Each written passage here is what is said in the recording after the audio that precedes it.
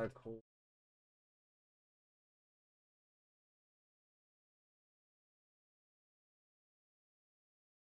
Bro, I was looking for my tab.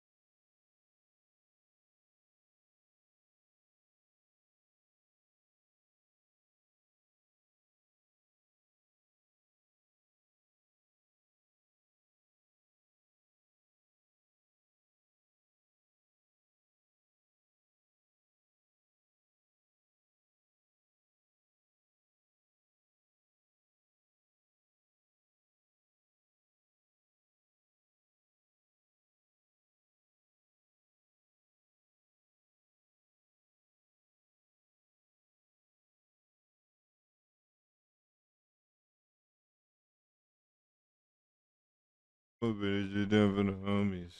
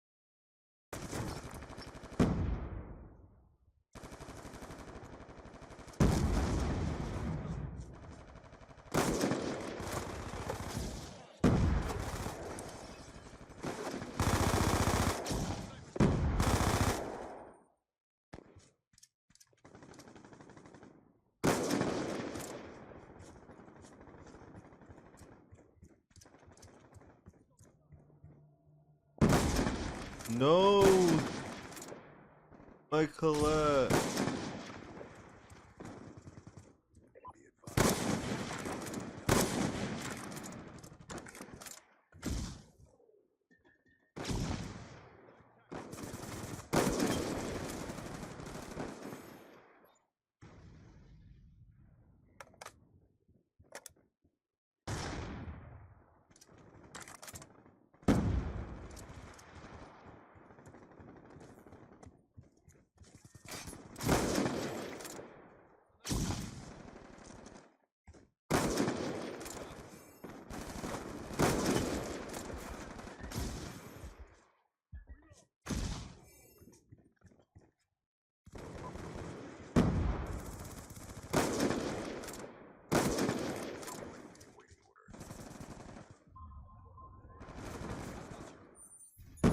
No! No way. How the fuck do you even drive this?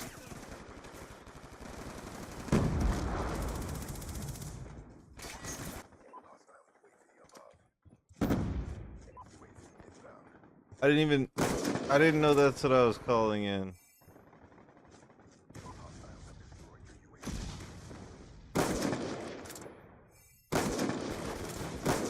What a weirdo. The kid with the SVU.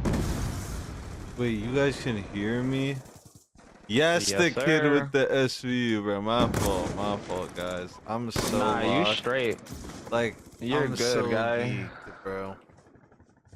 But This is my I'm, first match on in like a week, no. so you good. Bro, someone shot him. The kid with the He's in the SVU. trailer. Yeah, I had clipped him before and saved you when he was fucking spamming his trigger. But oh, he's back on dick.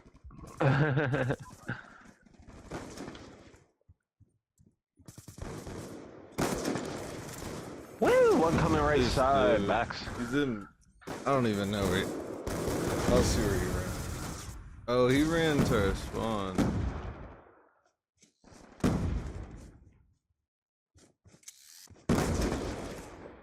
You gotta.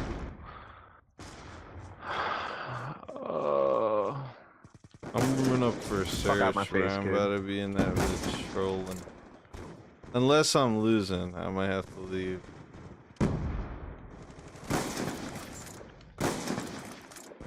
No, you could track through walls, but not through a cardboard box. Yep, make it make sense. Black Ops 2. Sweaty. Sweaty, sweaty. Here. I got it. Look at this. Look at this Damn, elite bro. gameplay. I love I'm it. drunk Elite. as fuck. I'm drunk as fuck and I got the final kill. My boy, Let's he got him in the dick fucking too. go. What? I said you got him in the dick. Oh yeah. Shot that motherfucker dead. Why would shoot his tip off? The blood check out, wait.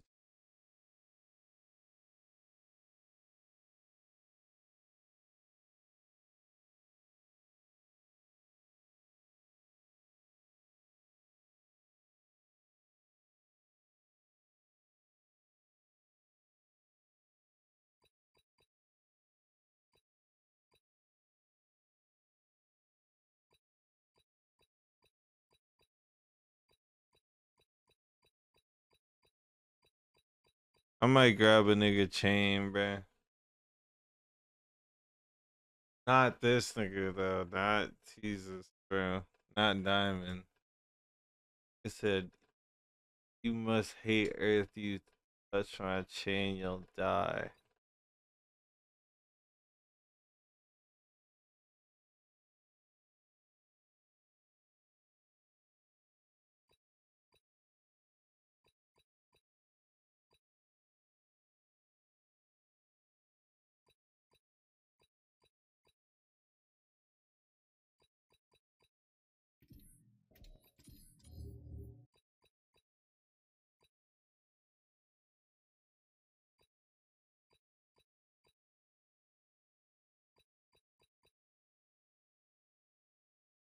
That one chrome Let me see if I can find it.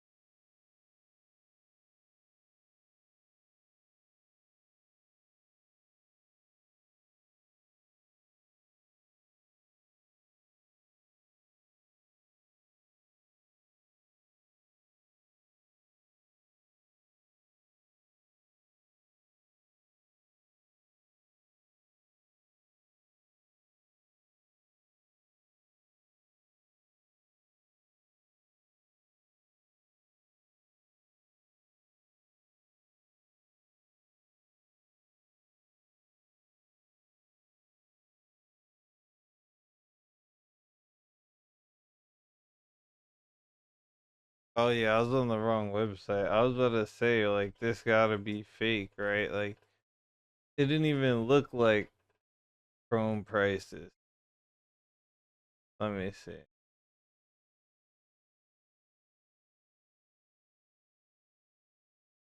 The website doesn't want to work, bro. They have too many trackers, bro.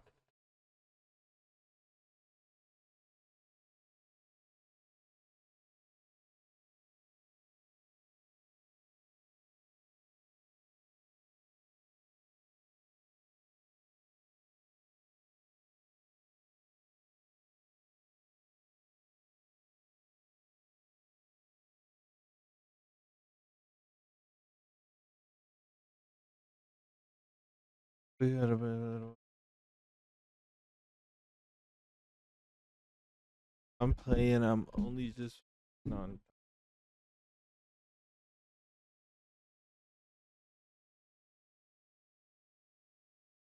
Just follow the light.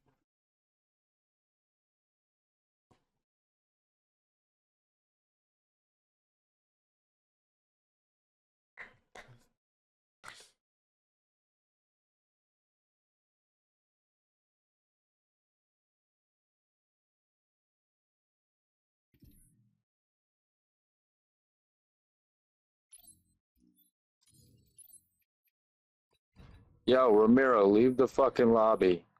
Yeah, get the It's a fuck out good of here. lobby other than fucking you. Get the fuck out of here. Bro, That's what I'm that's saying. mean, man. I bet you got the best damn Twitch you've ever seen, bro.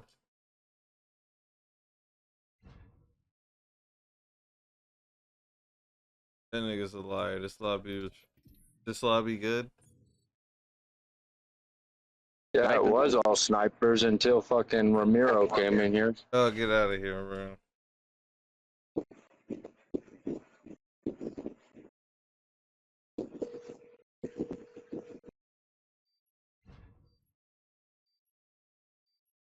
Real. Oye, kakain ano? Ano? Motherfucker. Ai, suabi sa amin, no, milotre, bolo ya kakama, mabel po botar, boko sa likolin. Isso, mas hindi minuto po sa katong din na mo doon ay kabebosa? Hold on, bro. Não, fico.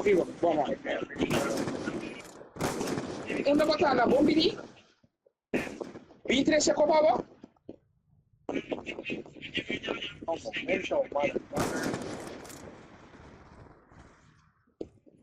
Oh, which one makes? Y'all could. Never mind, bro. Ito, ubi malo.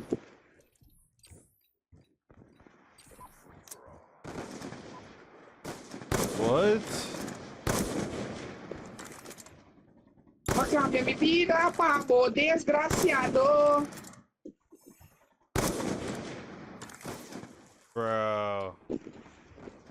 I want to look at Chrome, but I can't because they have too many trackers on their site, bro. Oh, that was a hard scope. Should I apologize? I don't think he saw it. That's the good.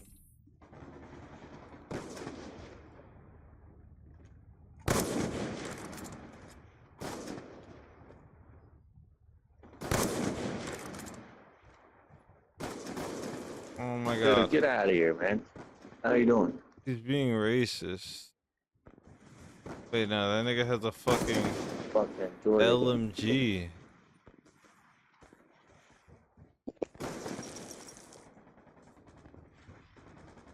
I ain't gonna lie, this Romero dude's just throwing it for me. I'm about to pull it out. He kills me one more time, I'm pulling it out.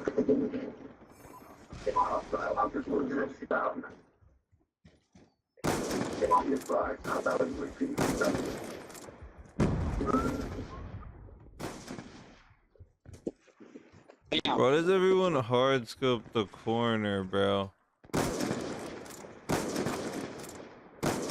Oh, I'm dead.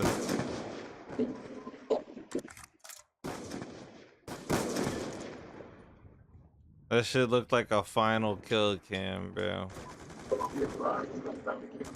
I just did that bitch in black and white. He's gonna kill me after I just killed him, bro.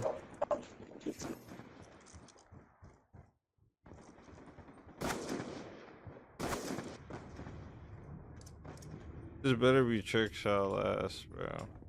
I'm not playing around.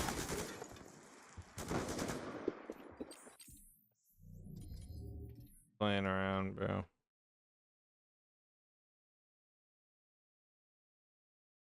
Fail user. Oh, hell no. Yeah. Good with you guys, you fellers. Oh, never mind. I see what's good. No, no, you didn't die, fuck! What the fuck is the point of this map? Who the fuck has a vibrator going on in the background? That's That's real. Bro, I need a... Hold on. Chat mic.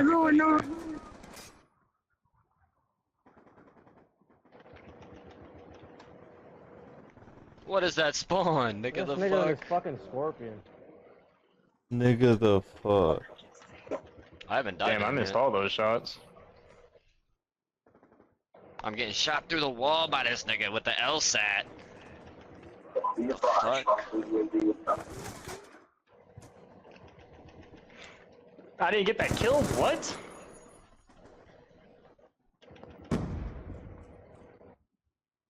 I'm lagging.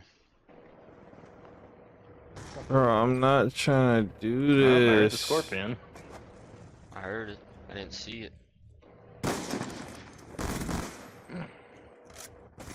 Yeah, bitch. Oh, I didn't even realize you were up there. That's fine.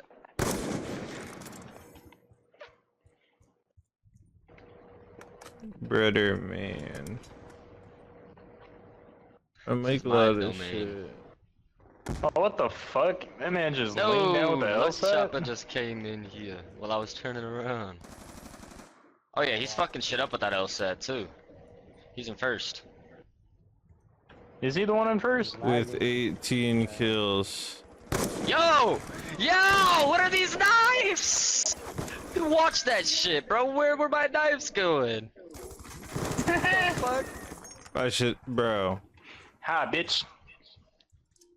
Who Bro. was shooting me right there? These nuts.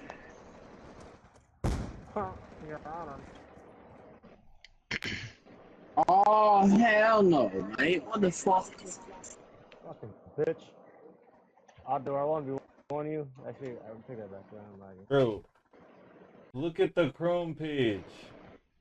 so I would use your plan tracker. I'll run it. No, I can't, but I'm actually like so dope. Damn, bro. Fucking getting Swiss cheese. God damn. Fucking shot, my nigga. Like, come on, bro. Unless you ask. Like, where am I Damn, I dying saw to? that. Nigga, this lag is so bad. I jumped out the window, I can't even lie. Right under your head.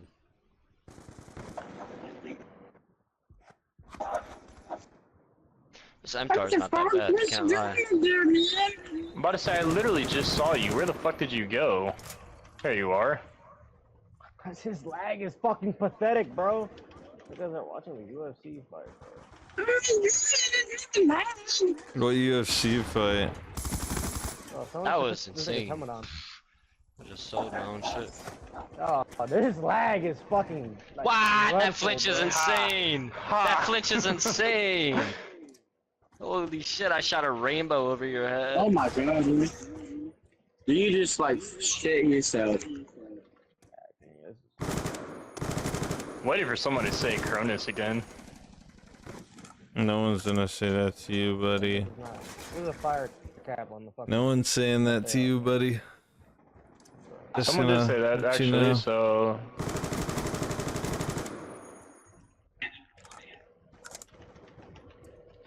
Okay, bro. You're writing fanfic over there. No sound. Oh hi, I'm just fucking face fucked.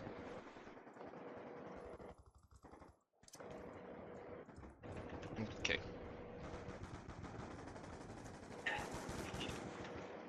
Oh my nigga. no, he fucking sniped me. No, my nigga. Yes, my nigga.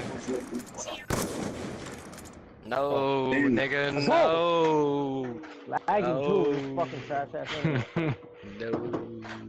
Nigga, no. He just wants to What say is this nigga. You're not loadout? even. He wouldn't even call you his nigga. What is this loadout?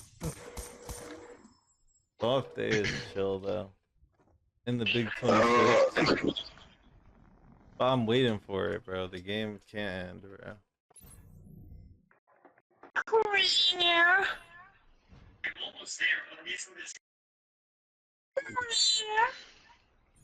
What are these noises, bro? I should have left. It wasn't worth it. That's why. Yeah, they wouldn't say nigga. Best internet. They would not say nigga, bro. They would be saying the hard. Okay, wait, hold on. Ooh. Ooh. So I just.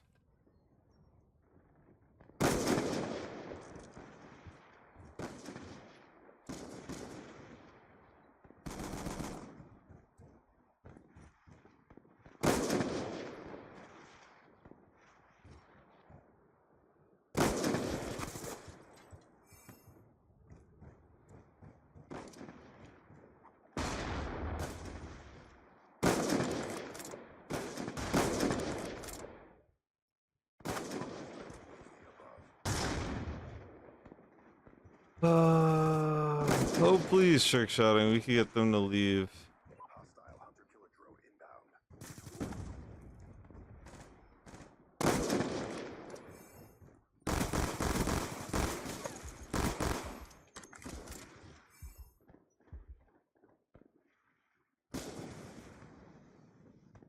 I genuinely thought he was up there before. The fuck TSL? Texas Sign Language?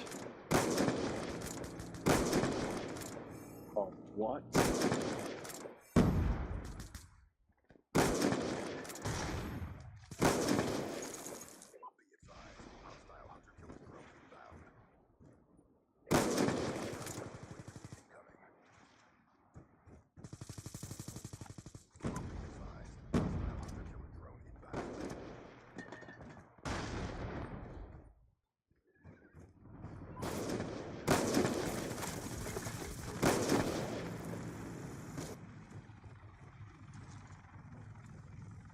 I need to lock in.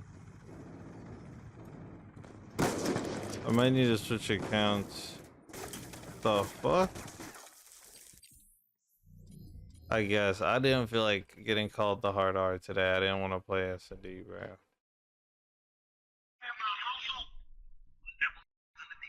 What's that dude's name?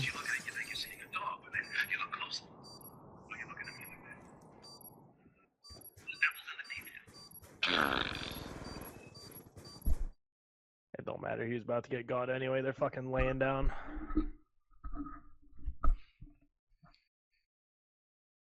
boy.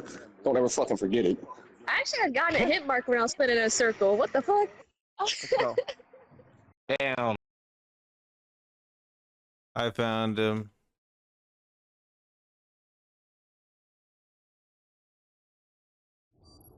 Fuck.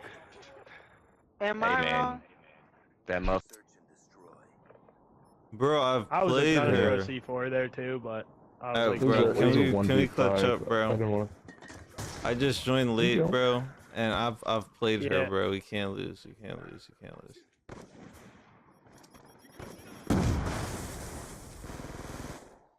Oh, I'm dead. Good kill. I'm mute. I'm mute.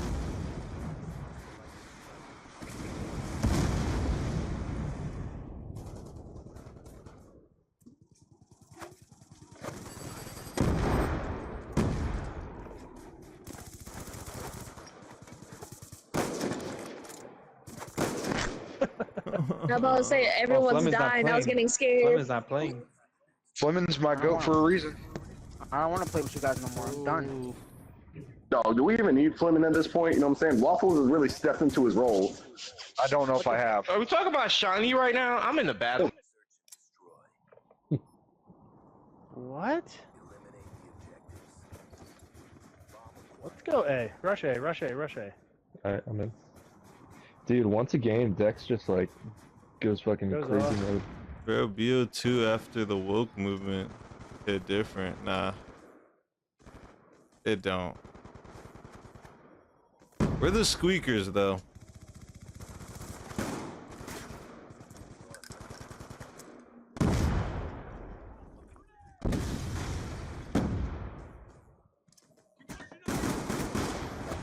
Oh my god.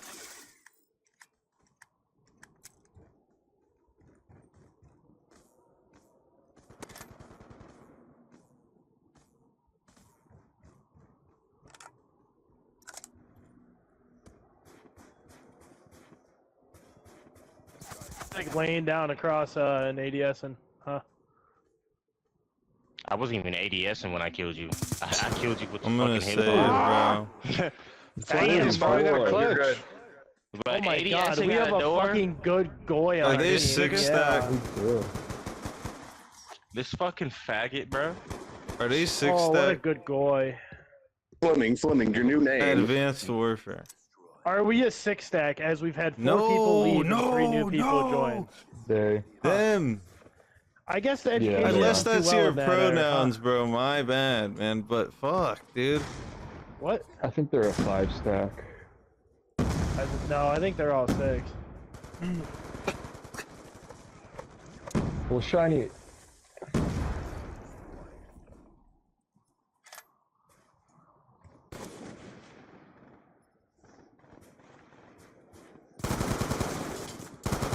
Come on, Fleming. God damn it. Yo,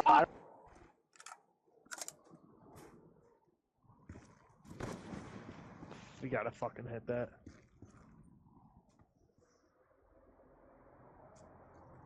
You have one?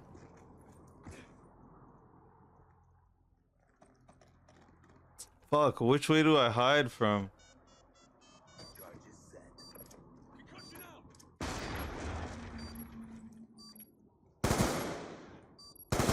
Hey, shout out to them niggas. Them niggas been protecting him like a motherfucker.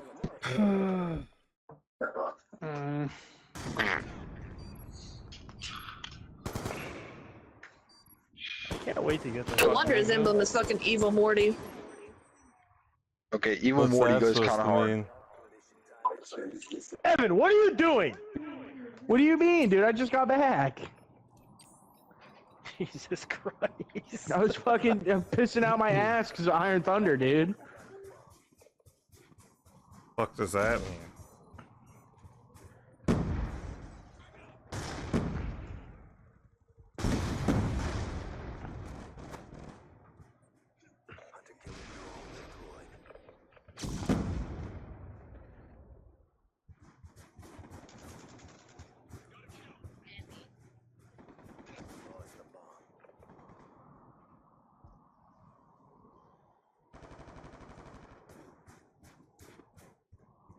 Pick up that bomb.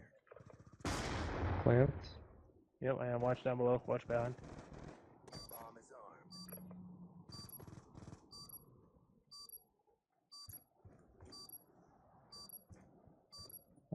Who, me? I'm gonna hit them Really? with their own energy. They want to sit in These. corners and bullshit. I'm gonna play that shit too. 500 cigarettes. Oh no! Did I get you back sitting in the corner? Oh fuck, that's tough. The first rounds were charity rounds. Pee pee poo poo pee pee. All y'all niggas hoes. Shut up. That's not even nice, bro. That's mean. Fuck you. It's like That's the not most nice, dangerous. Yo, son, y'all, I was happy to die just so I can eat. Yeah, mama, this steak fucking me up. I ain't gonna lie. I got the ballista finally. I'm gonna go. Niggas been cooking this motherfucking steak for the last hour between our two. Yours took about 45 minutes. Mine took about 3. What What are you pan cooking on a frying? microwave? What What the the fuck? Jesus hell? Christ. Bro's whipping it up in the kitchen. Cook it in a dishwasher? Why'd it take so long to freaking cook it? No, since Air I'm fryer, pregnant, fuck I nigga. can't have it. I can't have it like raw. Yo, The no. dishwasher. Low key air fryer steaks are not bad. Yo, the Low-key. dish. Ugh, air fryer steaks. Nah, I'm Dishwasher pregnant, so I have to steaks have hit. it well done. Sadly. You gotta put like juices in with it because it dries it out. But if you can get it to like stay, it's actually not bad.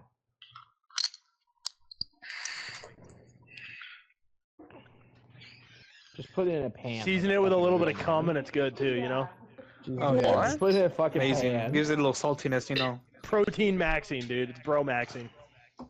Just put it in a fucking pan. It takes 30 minutes. I'm gonna fucking. How do you cook your steak? How do you cook your steak? Medium On the grill? stove. Frozen. Medium. I like Ugh. them Fucking on a grill. No, I do rare. medium well. Nah, dude, you gotta do rare. Oh, medium well Bro, is what so the fuck is good, wrong with bro. You don't like Rare? Wait, You guys just want me fucking to- go bite a cow, you dumb fuck. I could Yeah, send I you want my guys some fucking- I want clips my of me steak to be eating moving at steak. me. I could send you guys some clips Yeah, of me eating steak. Well, like medium well is so good. It was you, Medium well? Fleming.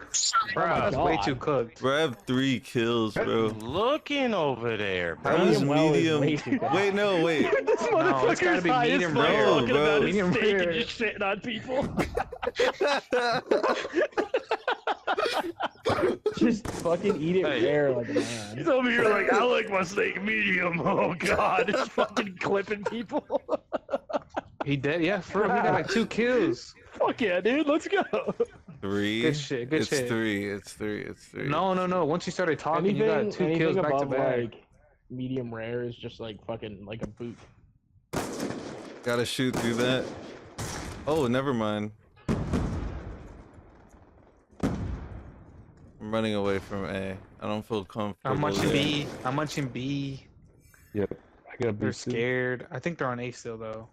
They are. They do smoke, so I'm scared. Alright, I'll rotate A to help. Alright, I'm rotating around. I'm scared.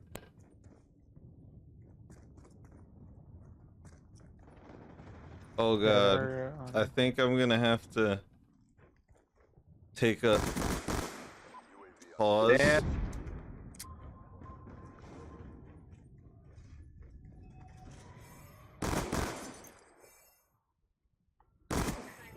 Oh, he's lying God. Fleming, you my almost got 3. God. You almost got Fleming, you're slowly becoming not my goat, twin.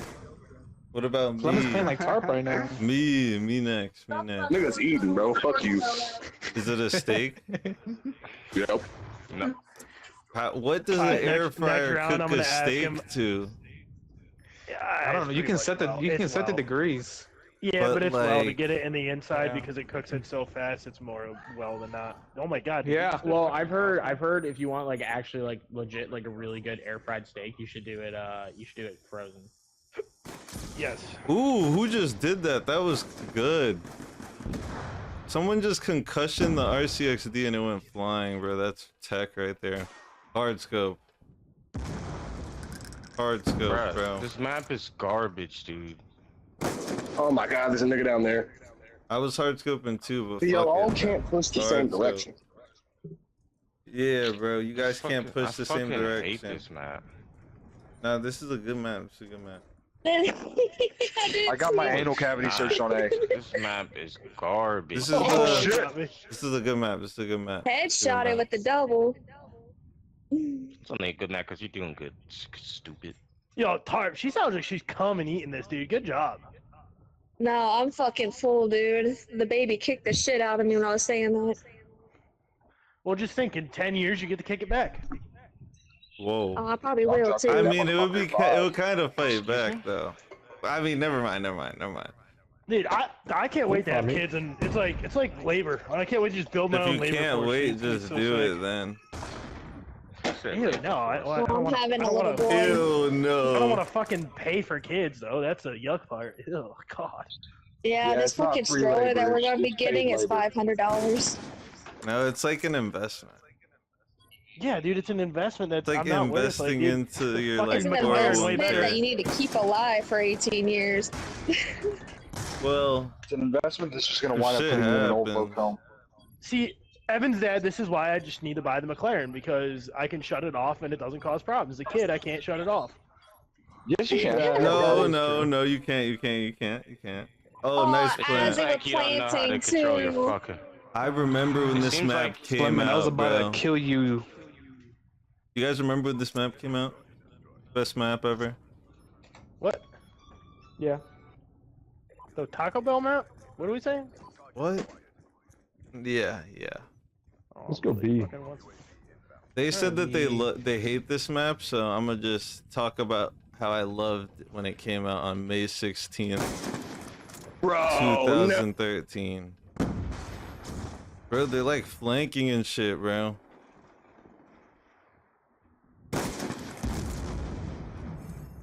I killed him with a fucking. I killed him with a fucking EMP grenade. I hit him with the EMP grenade.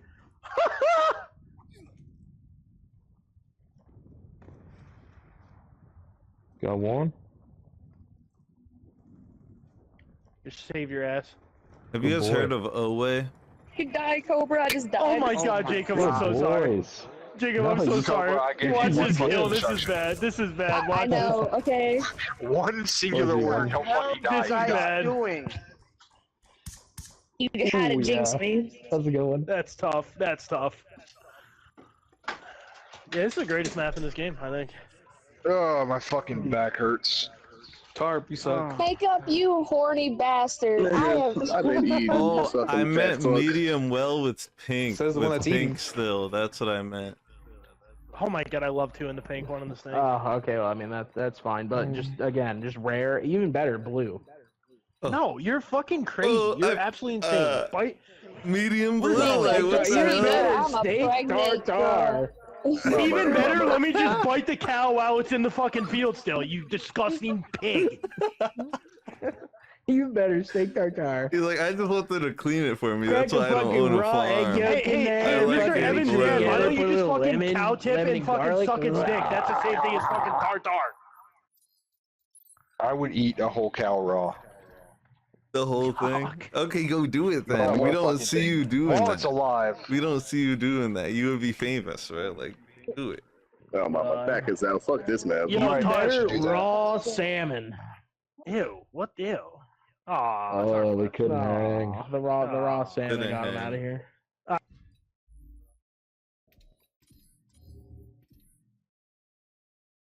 What the fuck am I listening to?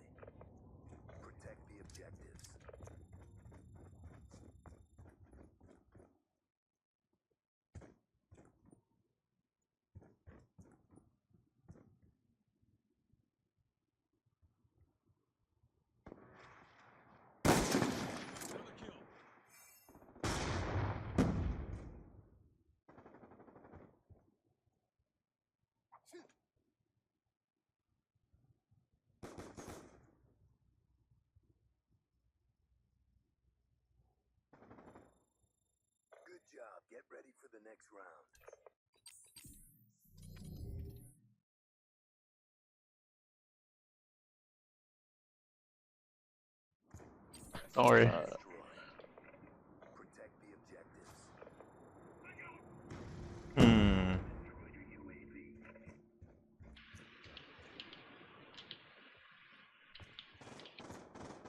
So are you guys good at the game?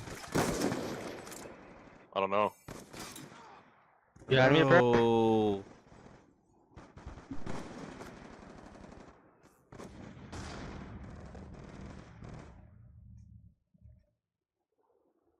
We better win, bro.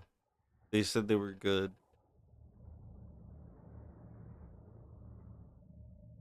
The fuck?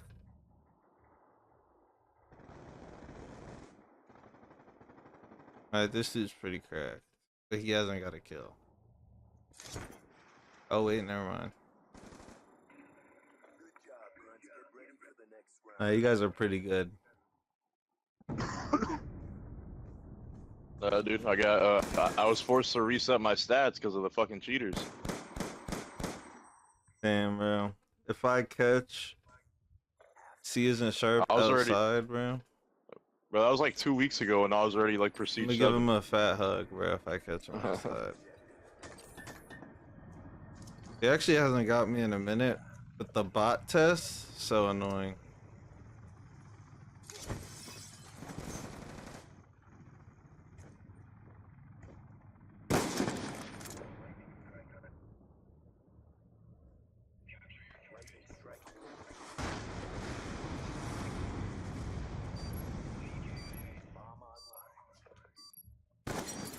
Did he just hard scope me that whole time, bro? Oh my god. Oh my god. Even worse. He didn't. Yo, who planted that shit, bro? Come on, bro. Who killed last? Yo, no way. No way this is the last. Bro, I'm done. I'm done. Bro, I was. Bro, like. He was like, nah, I won't hard scope. And he just fucking quick scopes me.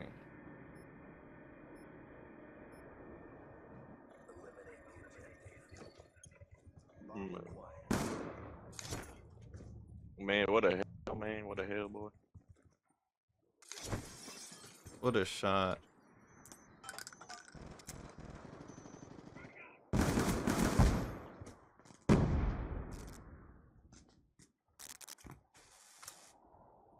There's a dude going up the scaffold. Dumbass nigga.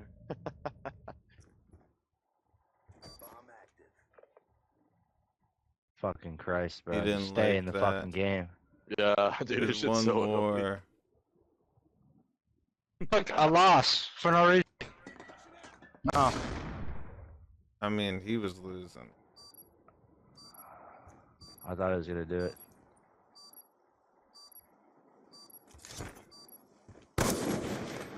Where is he? No clue.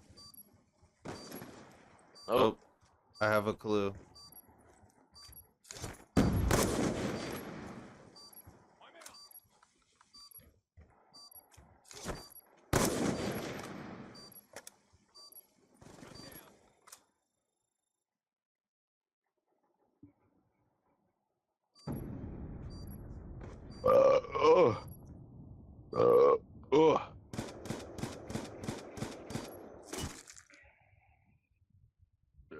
I kind of want to run some Black Ops 1 later too. Shut your bitch ass up, man. Now they talk. Nigga, You you did suck. just join.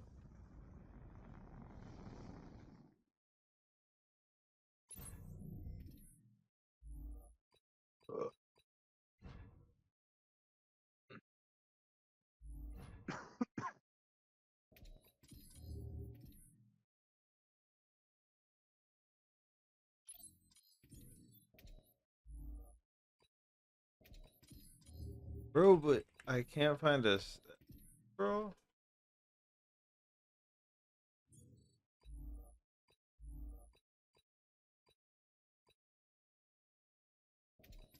I have to leave. I burped. Eh.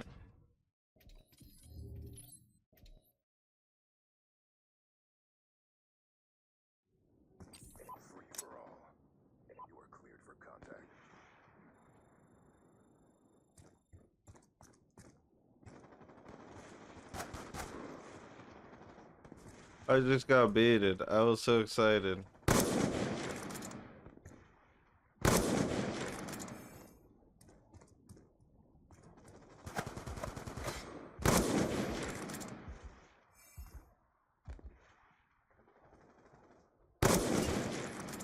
Got Udas on Udas like Udas.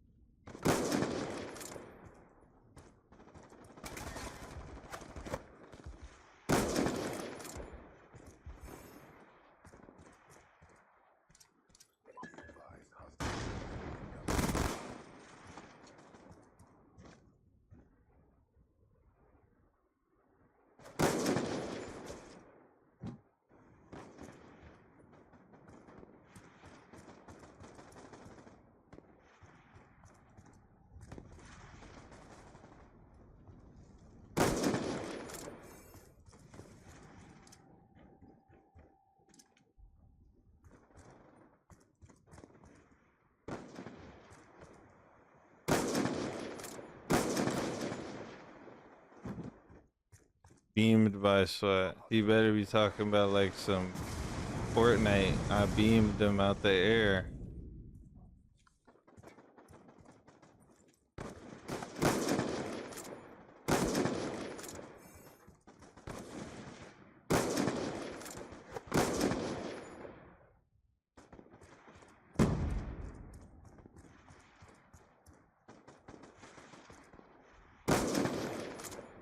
Bro, genuinely, bro, like, all you niggas that are using fucking ARs, kill yourself, bro. What he said. No. Like, holy fuck, this game is In full of the niggas game. using ARs and fucking, oh, sweating their fucking little ass off.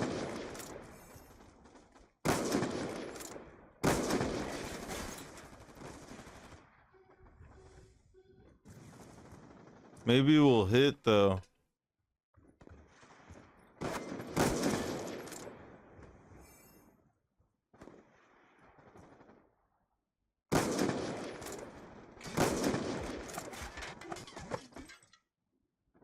Bro.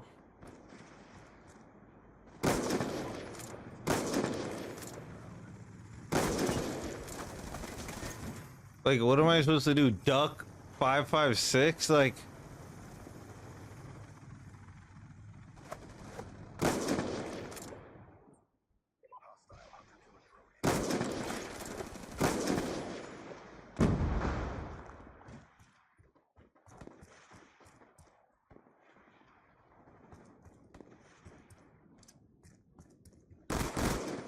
I'm sorry.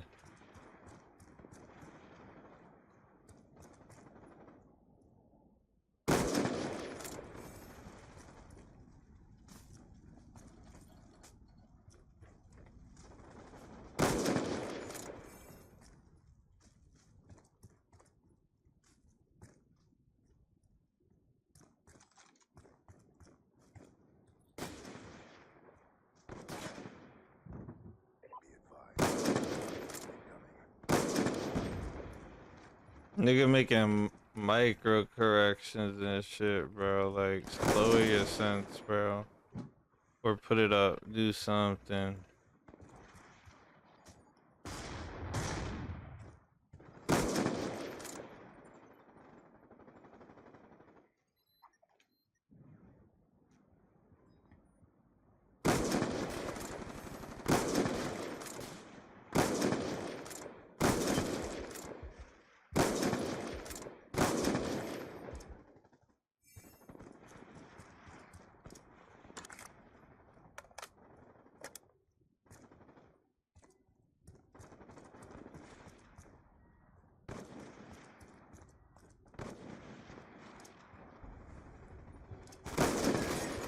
Fuck.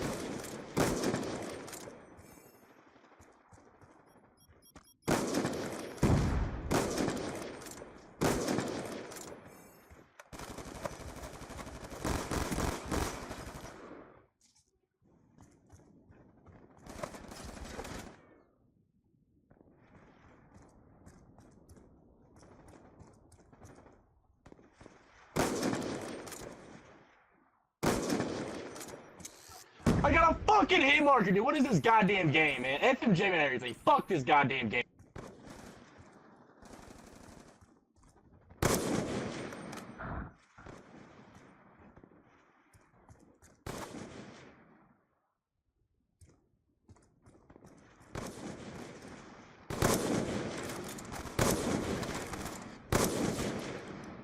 That dude's ass.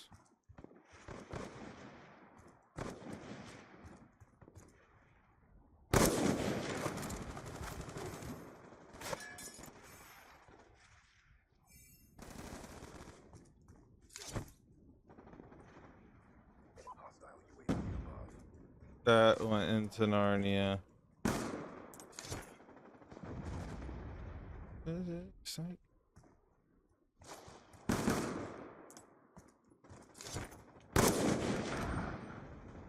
Feel like I'm not doing nothing.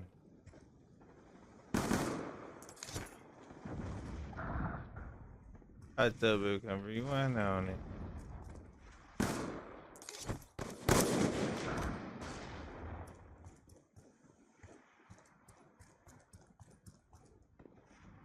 One of them's gotta be. Fucking kill yourself. It was an accident. I swear to God, it was an accident. I was just trying to tag him. I was just trying to tag the fucker. He killed himself. If it helps, I got a fucking hit marker earlier doing a trick shot. Does that make it better? Please say it makes it better. It'll make me feel better. The dude who got killed cam was about to end it in 2 kills. Yeah, he's a bitch. Dude, I was on a fucking merciless that game with all those goddamn sweats.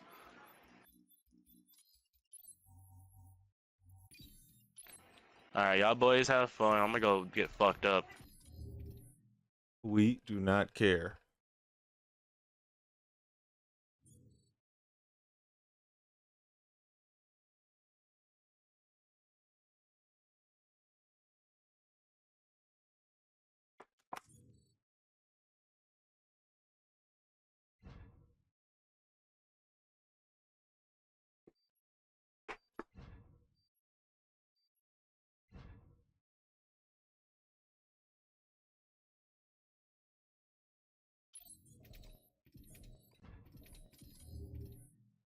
VOD on my you're free to pay buddy.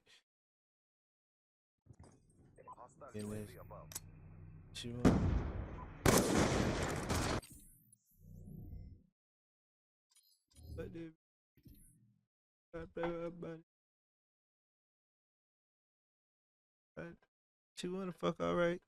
That's on my living alright.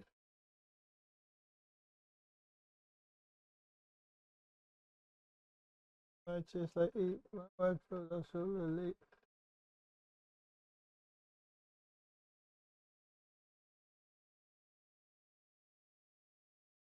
Okay. Reactions. COD is voice chat's dying. My ego.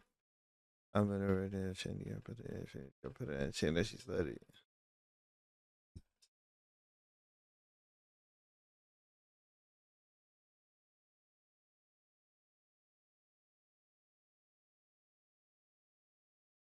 bitch on my.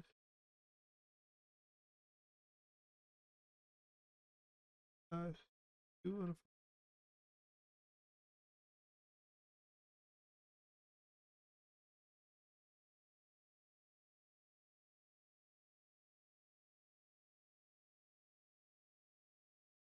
fuck? Yeah, well.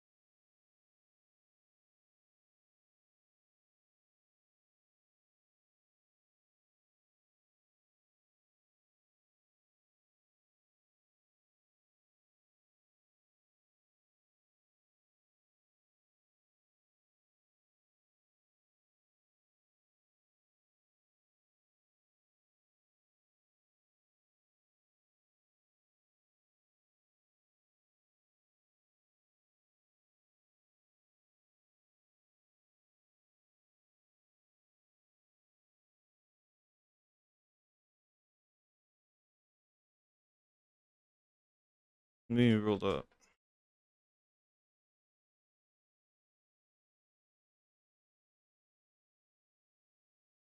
Raw wins.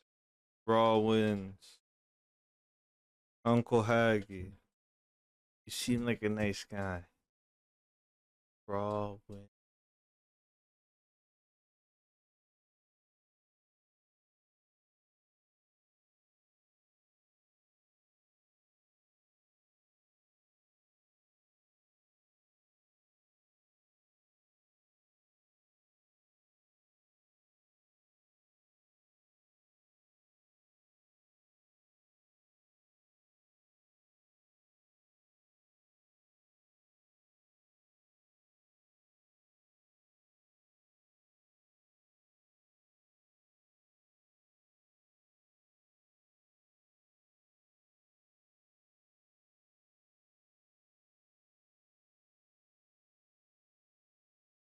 I was just gonna say the first.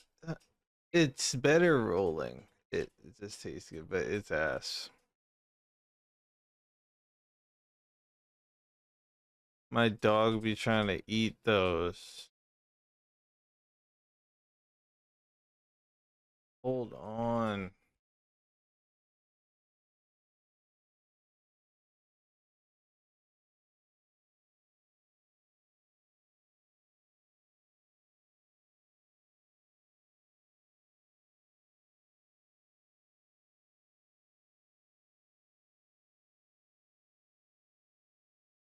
But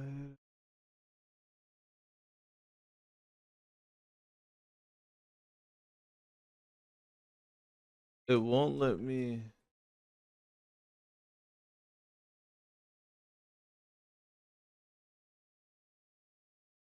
Oh.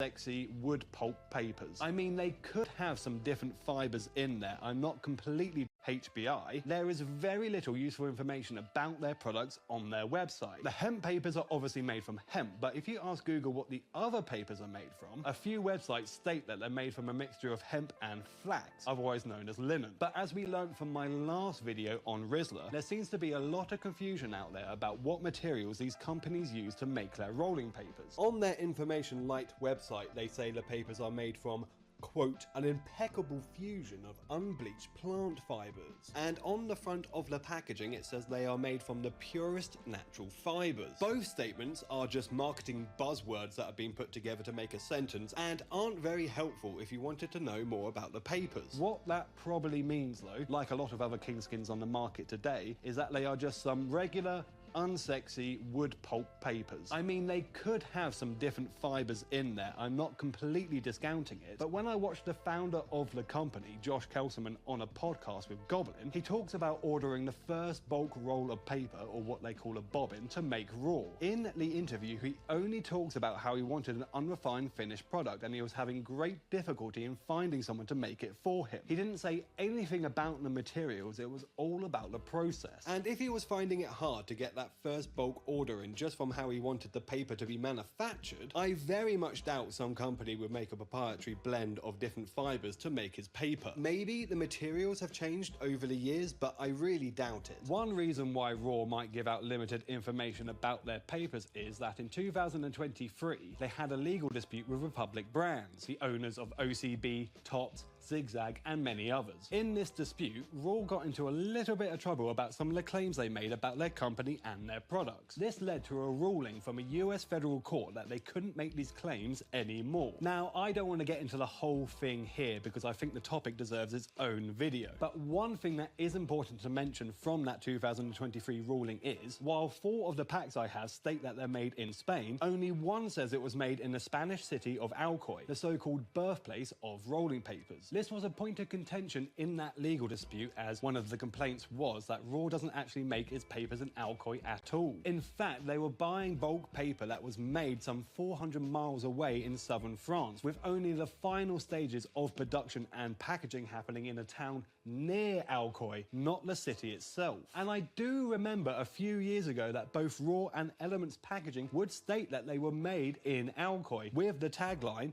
the birthplace of the rolling paper. And looking at the black hemps, which were clearly made before this injunction, another claim they were told to stop making was that their papers were made using wind power. And while the claim from Raw wasn't that clear, they did give that impression by putting this small wind turbine symbol on the pack. All the other packs that I have that were made after the court ruling no longer has that symbol. But moving on, from what I can gather, the classics and the organic hemps are the same thickness and are the thickest out of the lot. The next thinnest are both the blacks and the black hemps, which again are about the same sort of thickness. And then we have what are probably the thinnest rolling papers on Earth, the golden ethereals. All of them come with 32 leaves per book and have an acacia gum line. The classics were the cheapest at £1 on the dot. The hemps and the original blacks were slightly more expensive at £1.25, and the black hemps cost me £1.50. The most expensive out of the bunch were the ethereals, which were quite a bit more, and they cost me £2.99, 2 to 3 times what the other packs were. Now, the reason why the ethereals cost me so much more is because they are significantly thinner than other Kingskins, which you might think, well, they're using less materials to make the product, then surely it would be cheaper, right? They gotta make new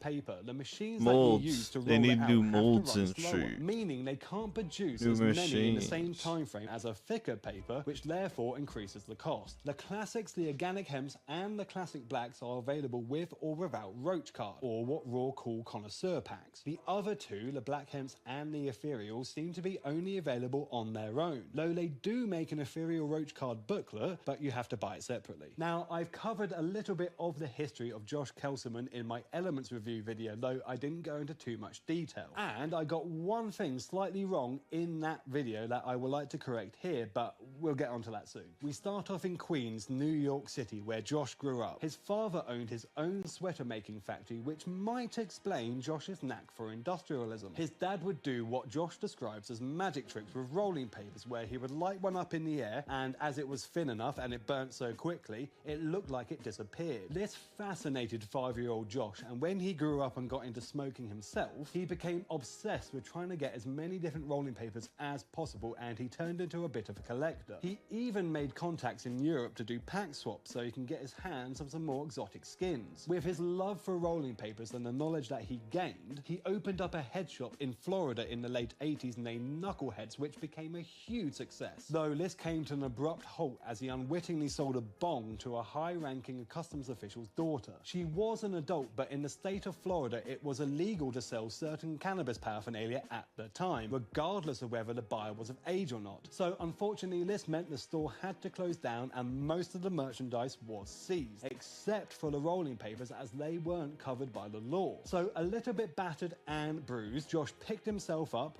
dusted himself off, and moved to Arizona to try again. But this time the state was a lot more welcoming of Josh's type of entrepreneurship, and he turned this new venture into a roaring success. With his contacts over in Europe, Josh got to know a man named Jose Emilio in the early 90s. Jose was just about to reopen one of, if not the, oldest rolling paper factories in the world in Alcoy, Spain, which just happens to be the place that made Josh's father's favourite rolling papers, the ones that he would use for the magic tricks, the Marlifes Dalos. So the two got together to try and make a homage to those papers, and in 1995 they created Elements. Elements proved to be a bit of a niche paper at first, but it gave Josh enough momentum to make his second brand, Juicy J's, a brand focused on making wacky, colourful and flavoured papers. And this is what I got wrong in my Elements video, because I said that Juicy...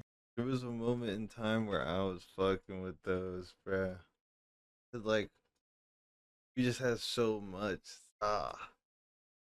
Like, it probably wasn't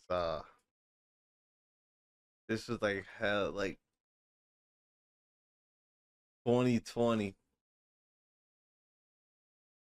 But yeah, bro, never mind. J's came before Elements did. Turns out you got to be really careful when you're researching rolling papers because there's a lot of bullshit out there. But anyway, Josh always wanted to make a product that was far less processed and way more natural than any other rolling paper on the market. Ones that haven't been bleached with chlorine or had compounds like calcium carbonate added to them. And now, as he had the means to do so, he created the first raw paper in 2005, or what we now know as the classics. They were named raw to show off how unrefined these papers were, and because of a Big Daddy Kane song. Here I am, R-A-W, a terrorist. Here to bring trouble to. Now, I did mention this in my Elements review video, but I would like to make the I point like again that here. type if of you've music ever seen a video from Josh a little before, bit, his I whole can't ethos lie, about I making love raw it. was having the purest possible rolling paper for the purest possible smoke. Remember, like, being in the car as a kid.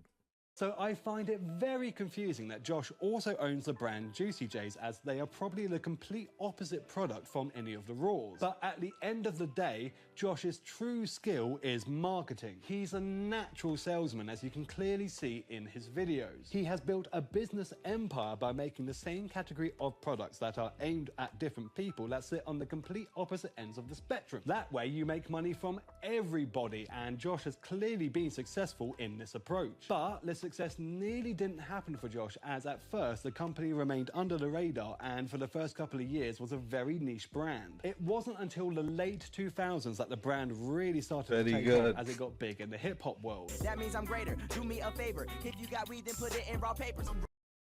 Brother. Thumbnail.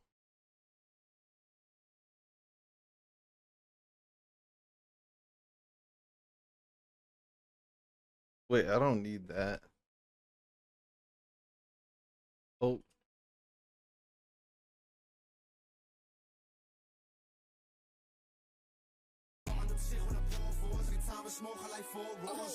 Okay. Nigga, that's raw. And ever since then, the company has gone from strength to strength, and they started to produce different papers. With the organic hemps coming out in 2009 and a line of ready rolled time I cones smoke a any, year it's later. like It was balls. quite a few years later, in 2017, when the first... That's huge. I remember back in the day. Let me find this one video.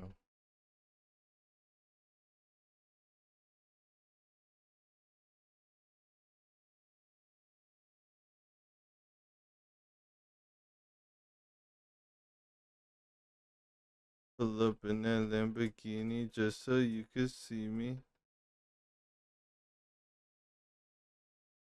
Big Mouth came out in 2018, bro.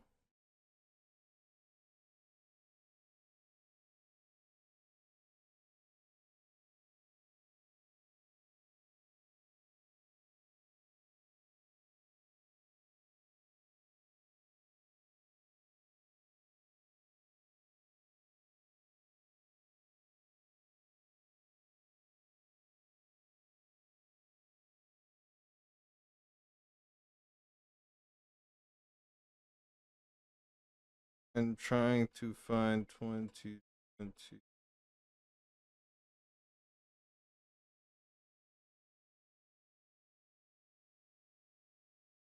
I found Warzone settings.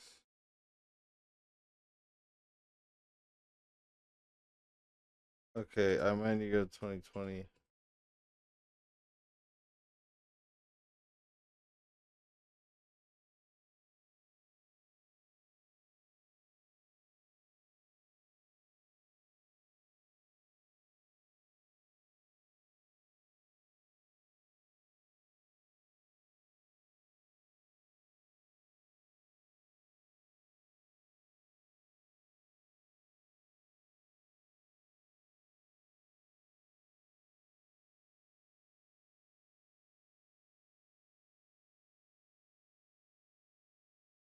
I'm close.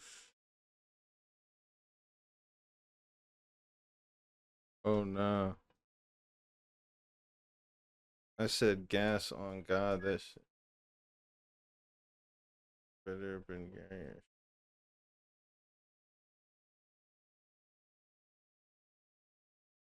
Every time I saw was.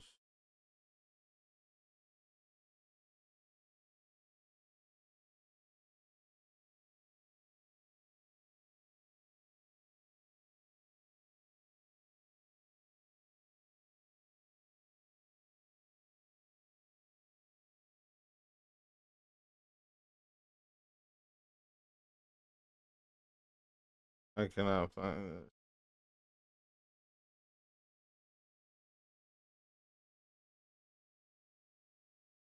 First black papers hit the market, which were then followed by the black hemps in 2021, making their already thin papers even thinner. Then, in 2024, they released the even thinner ethereals. In only a short number of years, Raw became perhaps one of the most famous companies in cannabis culture ever, and have branched out to make a vast array of different products, or what they call They got on their trinkets website, now. Rawducks. And in fact, they have a The trinkets. bunch of similar wordplays on their website, including this absolute stretch, Rolladays, which is meant to sound like holidays, but I mean, like, come on. But this is where they sell Valentine gifts, Christmas sweaters, and even this bubbler pipe bauble. What? But it doesn't stop there with the weird products, as they also make skateboards, dog toys, backpacks, beach towels, doormats, this really nice hat, and this not so nice hat. They also make more conventional products for a cannabis company, like rolling trays, grinders, and lighters, including this solar mirror lighter, which I can't see anyone having an accident with ever. But we're here for what made Raw the company is today. It's rolling papers. So let's put them all to the test, run some experiments to see if the Raw fanboys are right about these being the best and purest papers in. You can definitely use that out on a camp.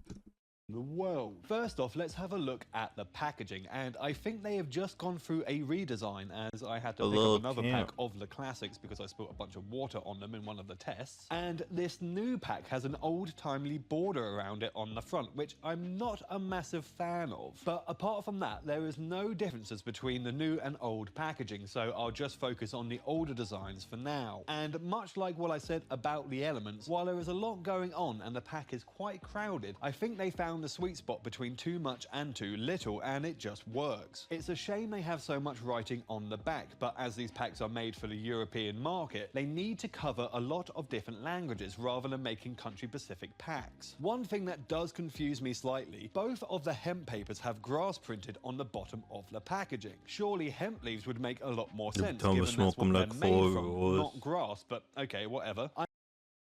I pull up in that Lamborghini just so you could see me. I'm a big fan of the metallic accents on both the Black's packaging, and the fact that they are slightly debossed into the cardboard. And while I do like shiny things, I think the ethereal packaging pushes it a little too far, and it's covered in this reflective gold that makes them a little bit gaudy in my opinion. It's almost like Donald Trump designed this pack, though it really makes them stand out from the rest. All of the packs, barring the ethereals, have a printed cross-string design, a little nod to the history of paper, as when you brought bulk paper back in the 1700s, it would be held together with a piece of string. A nice little touch in my opinion. I remember that. A nice touch, however, is this little roundel on the front of each pack which has the words authentic, official and genuine. I think this is a cheeky tactic to fool people, as it kinda looks like a certification mark. A logo that companies add to their packaging when it's been certified by a third-party organization, like the FSC badge we covered last time in the Rizzler videos. They also have a few smaller ones on the back, like the wind turbine symbol on this older pack of black hemps that got them into hot water a few years ago. But they also have stamps stating that they are non-GMO, a feather on the blacks, which I'm guessing just means that they are lightweight or they're made out of feathers or something, I don't know.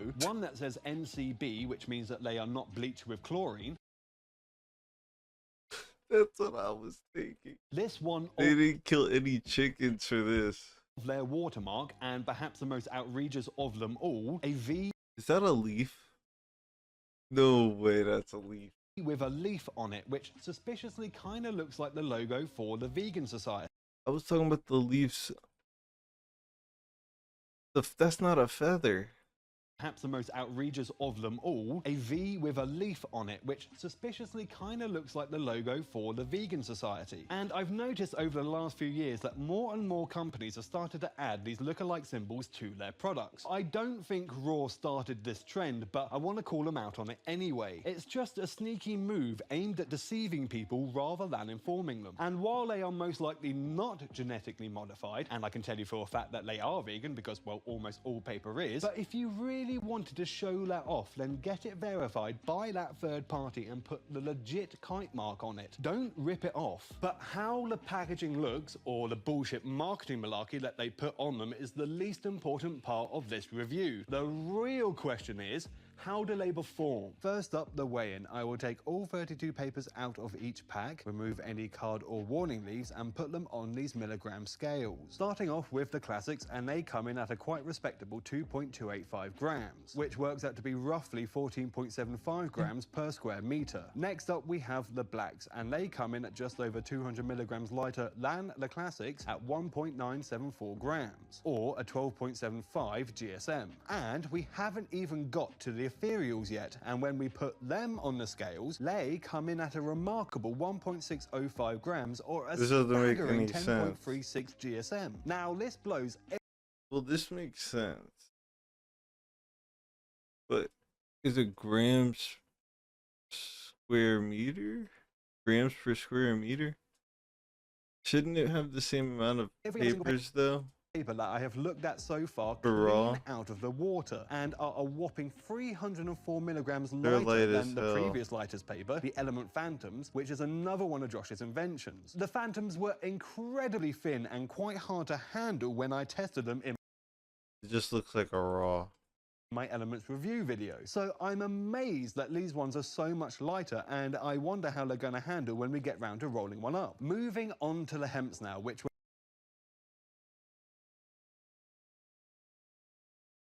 Why am I in light mode?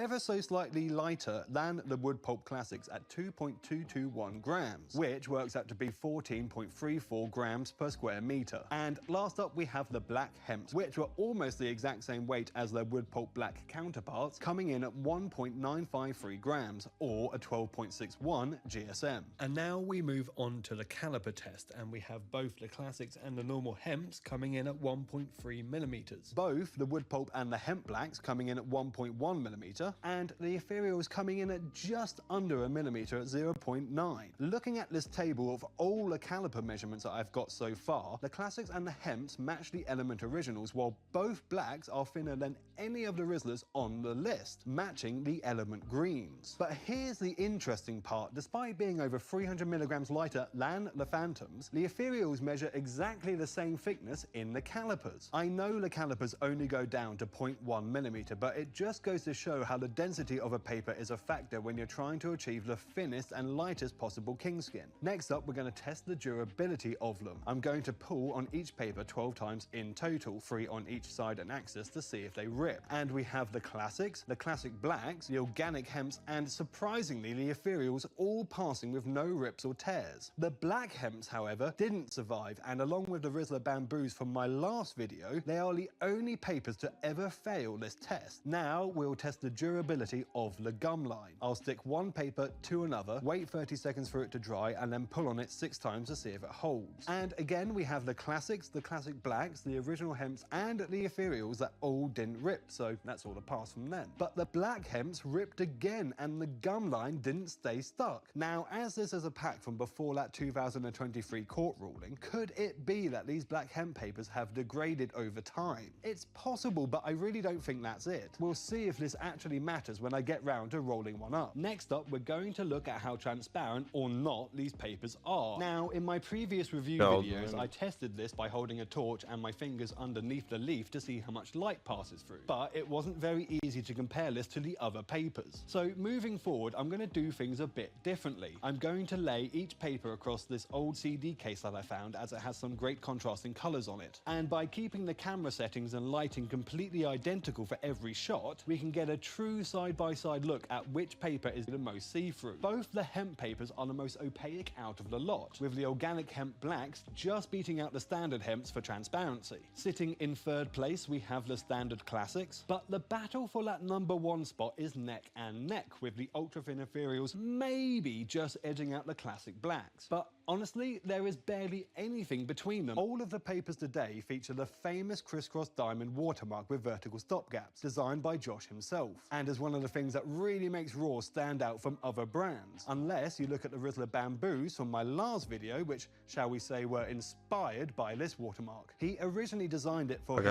first brand, Elements, and I go into more detail on it in that video. But the short version of its reported benefits is this: the diamonds help regulate the burn by guiding the heat of the ember to sway from side to side for an even distribution of the heat, while the stop gaps are there to keep the burn consistent to try and prevent any running. Now we're going to test the pH of these papers to check for additives and see just how pure they really are. I'll start off by putting 30 ml of deionized water into this beaker, which gives us a baseline reading of 6.70. Then I'll pop 3 papers from each pack in, give them a stir, and let them sit there for a minute before testing again so we can see exactly how they shift the chemistry of the water. First up, the OG classics, and they come in at 6.47, 0.23 lower than the water, but that's actually what we should expect, as the acacia gum strip is slightly acidic. And right behind them are the classic blacks, which were only 0.01 lower than the standard classics at 6.46. So another clean result, and so far we have very consistent chemical profiles. Next up are the ethereals, and these two are in the same ballpark as the previous papers at 6.42. That's 0.28 less than the water's baseline, which does make them the most acidic out of the lot. But given how insanely thin these are, it does make sense. The acacia gum line represents a much larger percentage of the paper's total weight if they put the same amount of gum on all the different papers, which would pull that pH down just a little further. Now, moving on to the organic hemps, and this time we get a reading that jumped all the way up to 7.04, which is actually higher than the water's baseline number by 0.34. And then we have the organic hemp blacks that went even further, hitting 7.13. That's 0.43 higher than the baseline. Both numbers aren't a huge amount when you're talking about pH, but it is quite noticeable when we look at the results from the wood pulp papers, being about half a pH higher than they were. Since we know the acacia gum should be pulling the water towards the acidic side, this spike suggests that there might be an alkaline agent hiding in these hemp papers that is pushing the pH back up. We saw that with the element hemps, which I am now 99% sure that they had something in them because their pH was just so much higher, and when we burnt them, the ash was very white, suggesting there could be calcium carbonate in it. But with the Rizzler hemps from my last video, we also saw a slightly higher pH reading that closely matches the raw papers that we've just tested. For a little while now, I've been trying to figure out the best way to test for hidden additives like calcium carbonate without access to an £1 million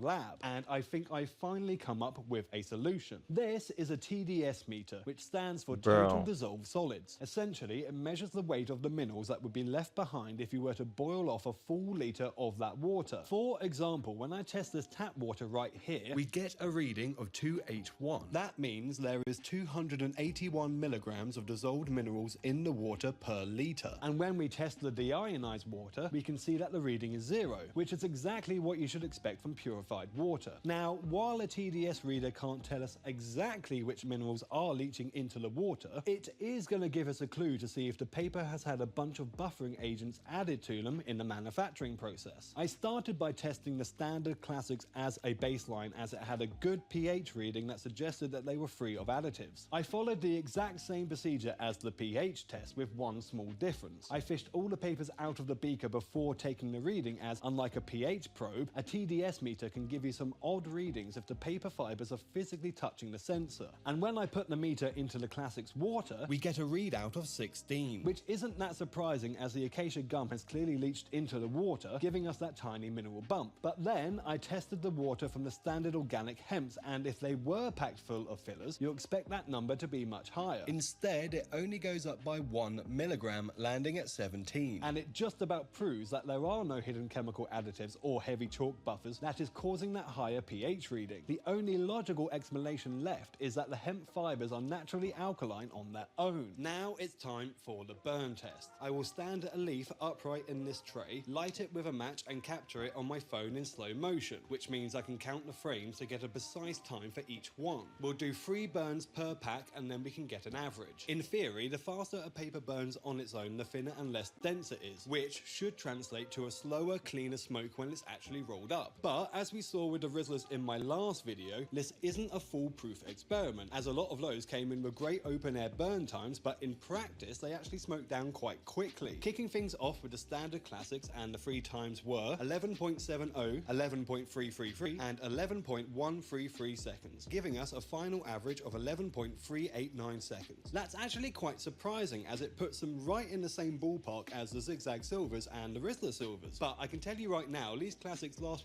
way longer than those 2 papers when you actually smoke them. And if we look at the ash that is left behind after the burn, we can see it left virtually nothing behind. The entire sheet of paper completely combusted, leaving nothing but the tiny curl strips of acacia gum line. Moving on to the classic blacks, and they come in at times of 10.583, 9.833 and 9.983 seconds, giving us an average of 10.133 seconds, showing a clear step up in burn speed from the standard classics. Now, looking at the remnants left This is behind by kind the of crazy. classic blacks, it actually looks like there is more ash. You just be doing this? Very niche, very niche.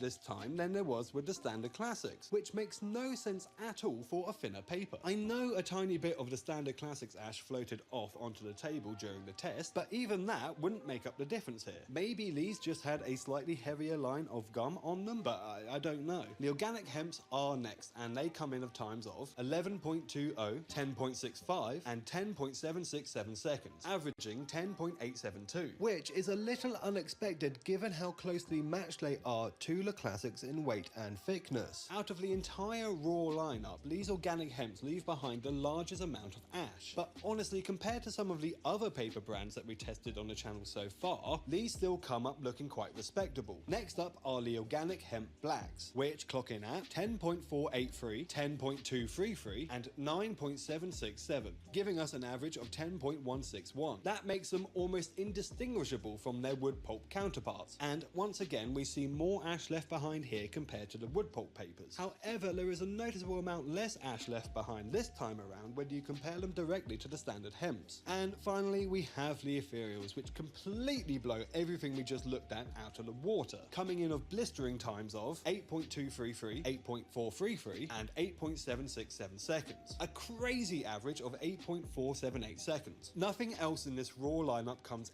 anywhere close to this, and honestly neither does anything else I've ever tested. That is a brand new record on the channel, and it beats out the previous closest paper, the Rizzler Microns, by a whopping 1.61 seconds. We can see again there is very little left over, but oddly enough I actually think the standard classics take the win for leaving the least amount of ash behind, which, let's be honest, shouldn't make any sense at all. But hey ho, moving on, and this would normally be the last of the experiments, but when I was promoting some of my videos on Reddit, well actually a more truthful statement is when I was spamming my videos on Reddit, I got a comment from someone saying I should be testing for heavy metals and called out Raw for allegedly having lead in their papers. So I bought some of these heavy metal reagent test strips, and my plan is to drop a single leaf of each paper out of the lineup into my beaker, fill it with 40 ml of deionized water, give it a good stir and leave them to steep overnight. That way we can ensure that anything hidden in these papers has plenty of time to leach out into the water. Then at the same time I test the beaker, I will get a control strip in some pure clean deionized water. That way we can hold the two test strips side by side to look for any actual color changes, as I'm not a massive fan of those tiny little color charts they give you for these reagent tests. You can truly never match the shades, so a direct side by side comparison is going to give us a better understanding of what is or isn't in the papers. And after following the instructions on the back of the pack to the letter, we have our answer. As you can see, the strip on the left, the one that I dipped into the paper beaker, is actually ever so marginally darker than the control strip from the deionized water. This indicates that there are, in fact, trace amounts of heavy metals in the papers. I was absolutely gobsmacked when I first saw this, and I didn't truly believe it, so I decided to use another couple of strips, but lo and behold, the results came back exactly the same. I wanted to rerun the whole test from the start, as we could have just had a couple of false positives, but I only had 5 strips, so I couldn't do any more, unfortunately. Though going off the results we just had, there does seem to be something in these papers. Now, we're not talking about a massive dangerous amount here. Looking at the color chart on the back of the packaging, even though, as I said, it's almost impossible to match the shades perfectly, I would estimate the level is anywhere between 10 and 20 micrograms per liter of water, or 10 to 20 parts per billion. And in percentage terms, that's between 0.000001% to 0.000002%. If we take a look at this chart from the UK's 2016 water supply regulations, these papers should fall well under the maximum legal limits allowed for drinking water. Granted, different metals have different safety limits, and this generic test only shows the overall heavy metal content rather than breaking down exactly what's in there. And some of the metals these tests for are for things that we actually need in our diet, though I don't think smoking is the best way to ingest them, obviously. But either way, this really made me question Raw and their whole brand ethos. These are being sold as the cleanest, least processed papers on the market. But after doing a little bit of digging, I found a study from 2024 that analyzes 101 different rolling papers across a large range of brands. The researchers found that 90% of them contained detectable amounts of heavy metals, and more worryingly, 8% actually had unsafe levels. So this isn't a problem exclusive to Raw, or should I say, Rawclusive. It's an industry-wide reality. At this point, you might be thinking to yourself, well, is there a way that I can entirely avoid heavy metals when I want to get high? And the answer is yes. Buy a vaporizer or use a bong or a pipe or something like that. At the end of the day, inhaling combusted materials of any kind isn't exactly a health kick. But I really wish I had known about this before starting the channel, and moving forward, I'm definitely adding a heavy metals test for every paper that we review. So now it's time for the ultimate test. I'm gonna roll up a perfectly ordinary, completely above board, pure, unadulterated, 100% legal tobacco king-size roll-up. wink wink, to see how these papers handle, how they burn, and exactly how they taste. Now, normally I would film myself smoking each one and go through it there. But to try and save some time, and because I end up repeating myself in the conclusion anyway, here's a quick montage of me putting the papers to the test with my lungs.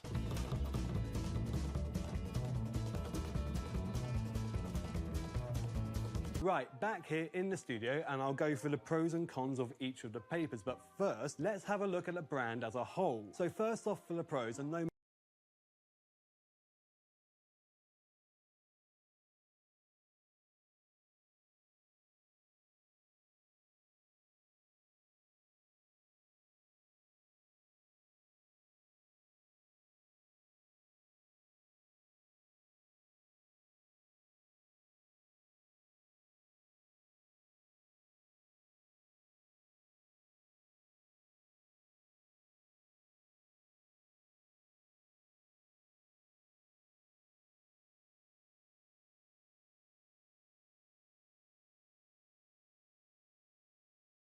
matter what raws you're choosing, you're getting a high quality product for a solid price. If you're just popping to your local shop and you want to pick up a pack of Kings on a whim, then raws do tend to cost just that little bit more than other brands like OCB and Rizzler. But barring the ethereals, I picked up all of these packs for £1.50 or less, and at that price, I think most of them are absolutely worth it. But if you buy them in bulk, the value is even better. If you want to commit to a 50 pack,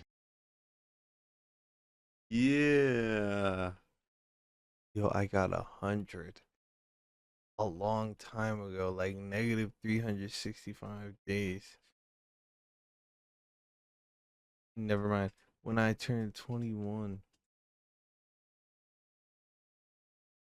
Still got it. Of the classics, and you can get that price down to around 40 13 days. 13 days. Next up, all the papers that we're looking 100 has not ran out. at today burn very evenly, and I haven't had any major issues with running But those are blacks. I haven't used those yet. At all. In a minute. Very occasionally you have to get your lighter on it just to help it out a bit, especially when you first light one up. But really, these are probably some of the most even burning papers that you can get. A big reason for that consistent burn, I think, is their famous crisscross watermark design, which gives it a really distinct look. And the final pro of Raw as a brand is, these papers are made by someone who seems like he really does care about trying to make the absolute best product possible. If this video of Josh throwing out a bulk paper roll because it didn't meet his high standards is to be believed, their quality control is incredibly strict. I, for one, have never had a pack of raws that had any major issues with them, like the gum line not being evenly spread like I had with the zigzag silvers from my first video. And now for the cons, and first up, this lawsuit with Republic Brands and some of the dubious claims that Raw have made over the years is a little concerning. None of the claims were too outrageous when you look into them, but the thing is, people tend to buy into a brand because of its story, and Raw's story was a very romantic one. The idea of these papers being made in a small historic factory nestled somewhere in the Spanish mountains by a passionate, charismatic and plucky American is a great feel-good tale. It's likely what convinced quite a lot of people to buy Raw in the first place. But then you learn the truth. The paper itself is actually made in France, and only the final touches are done in Spain, and even then, it's not even in the city that they claim. It just leaves you with a little bit of a sour taste in your mouth. I still believe Josh is dedicated to creating the best possible product, but at the end of the day, he has things that he wants to sell to you, and his livelihood depends on that. So when you watch any of his videos or buy any Raw product, then just keep that in mind. And Lola's isn't Raw's fault, unless you want to blame him for being too successful, but there are a lot of fakes out there, and you have to be quite careful where you buy your papers. You might be thinking the exact same thing I did. Who on earth is going out of their way to copy a pack of rolling papers? Copying a designer handbag or an expensive pair of trainers is one thing. That's why I got 100, because I didn't want it to be fake.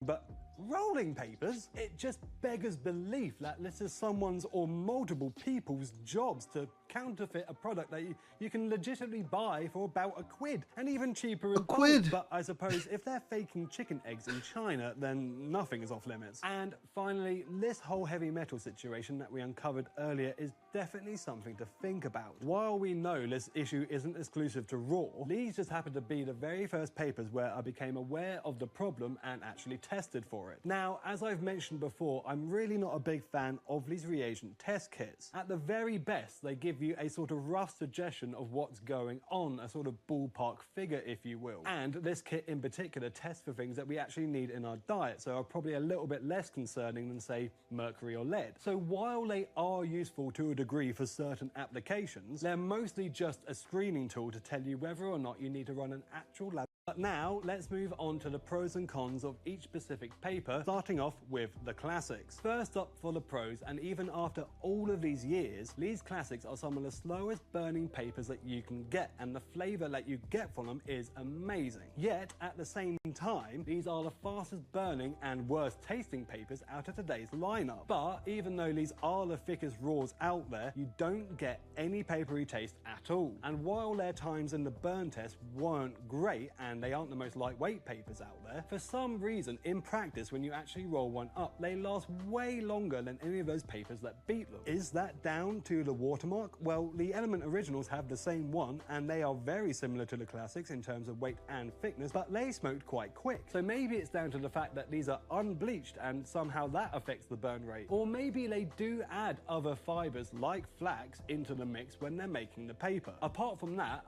I can't explain it. You also have to give them credit for changing the entire market, as before these came out, everyone was smoking white bleached paper. Raw Classics really popularized that natural unbleached look and feel that we all take for granted now. They are also incredibly easy to find, with loads of corner shops and head shops stocking them as standard, and places like Poundland even selling them. And now for the cons, and like I've said in every video I've done on rolling papers so far, I am really not a fan of that sort of slick glossy feel that you get with certain brands of unbleached papers. It just doesn't mix very well when I've got really dry hands, which happens quite often. That dislike actually started the very first time I ever used a Raw Classic. It was probably back in the late 2000s, but I completely buggered up the roll because I couldn't get any grip on the paper. I ended up twisting it round the ropes, which led to a bendy, poor smoke. And even though I'm a much better roller now than I was back then, I still have a little bit of an aversion to using an unrefined wood pulp paper because of that incident. And last up, for the classics, the throat hit that you get from them isn't that great in my opinion. They're excellent for flavour, of course, because they burn slowly enough to ensure that the ember doesn't get too hot. But I always think there's a happy medium in between having a flavourful smoke and actually feeling it when you inhale, and these raws only sit on one side of that equation. Next up, we have the classic blacks, and the first pro is they have an even slower burn rate than the standard classics, and by quite a noticeable margin. But along with that slower burn, they do taste ever so slightly better as well, though the difference in flavour isn't that big when you directly compare them. And while they aren't quite as common as the standard classics, you do see them out and about pretty often, and any boss man who knows what's up will stock them. Now for the cons, and these are even glossier than the standard classics are, but the jump between them isn't that massive. So if you can roll with the originals with no issues and you want to move on to that next level, then I don't think you're going to have a problem with these. And again, like the standard classics, the mouthfeel and the throat hit that you get from these papers isn't that great, and it's hard to get a full-on toke. Another thing to keep in mind is the gum line. Because the paper is so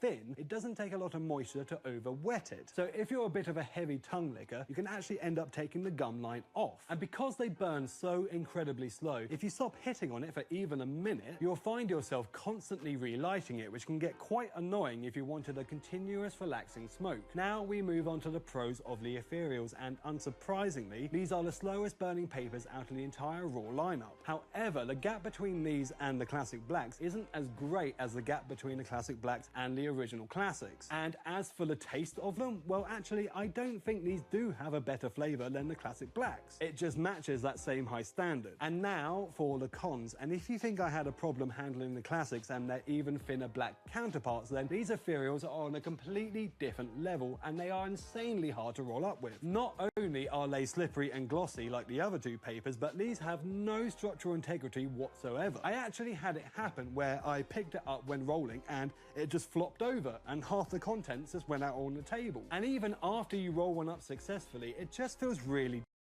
It did that, bro, and Reggie was here.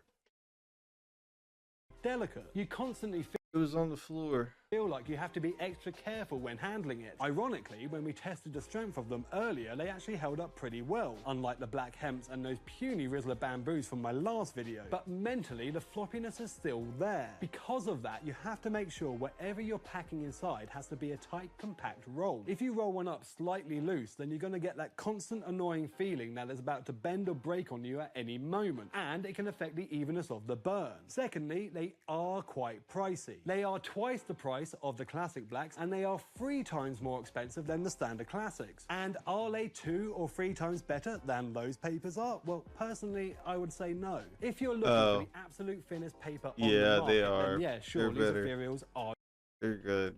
your bag. But this is exactly where I think the law of diminishing returns comes into play. The actual margin of benefit that you get with these papers over the classic blacks, or even just the standard classics for that matter, just isn't worth the extra cash in my opinion. And to wrap it up for the ethereals, they're just not that available. In my area, I have never seen these once in any corner shop. Now we're going to move on to the organic hemp papers, and the first pro of these are, they are just so much easier to roll up with than the wood pulp papers are because they have a nice matted feel to them. It's almost like they have a cloth-like texture to them, which is something I've never really experienced with any other hemp paper. It gives them a slightly more luxurious feel when you're skinning up with them that I really like. And while they don't burn as slowly as the standard classics, they are not that far off, and you're still going to get a pretty nice long session with these hemps. Next up, they are incredibly eco-friendly. As a crop, hemp is remarkably easy and fast to grow. It requires very little maintenance and uses significantly less water than trees do to produce the same amount of paper. So if being green is an important factor for you when you're buying any product, then these hemp papers are definitely going to fit the bill. And lastly, just like the classic blacks, while they aren't quite as common as the standard classics are, you do still see them when you're out and about quite a bit. So if you just needed to pick up a pack on the go, then you're quite likely to come across them. Now, I couldn't think of many cons for the organic hemps, as they're actually one of my personal favorite papers to use.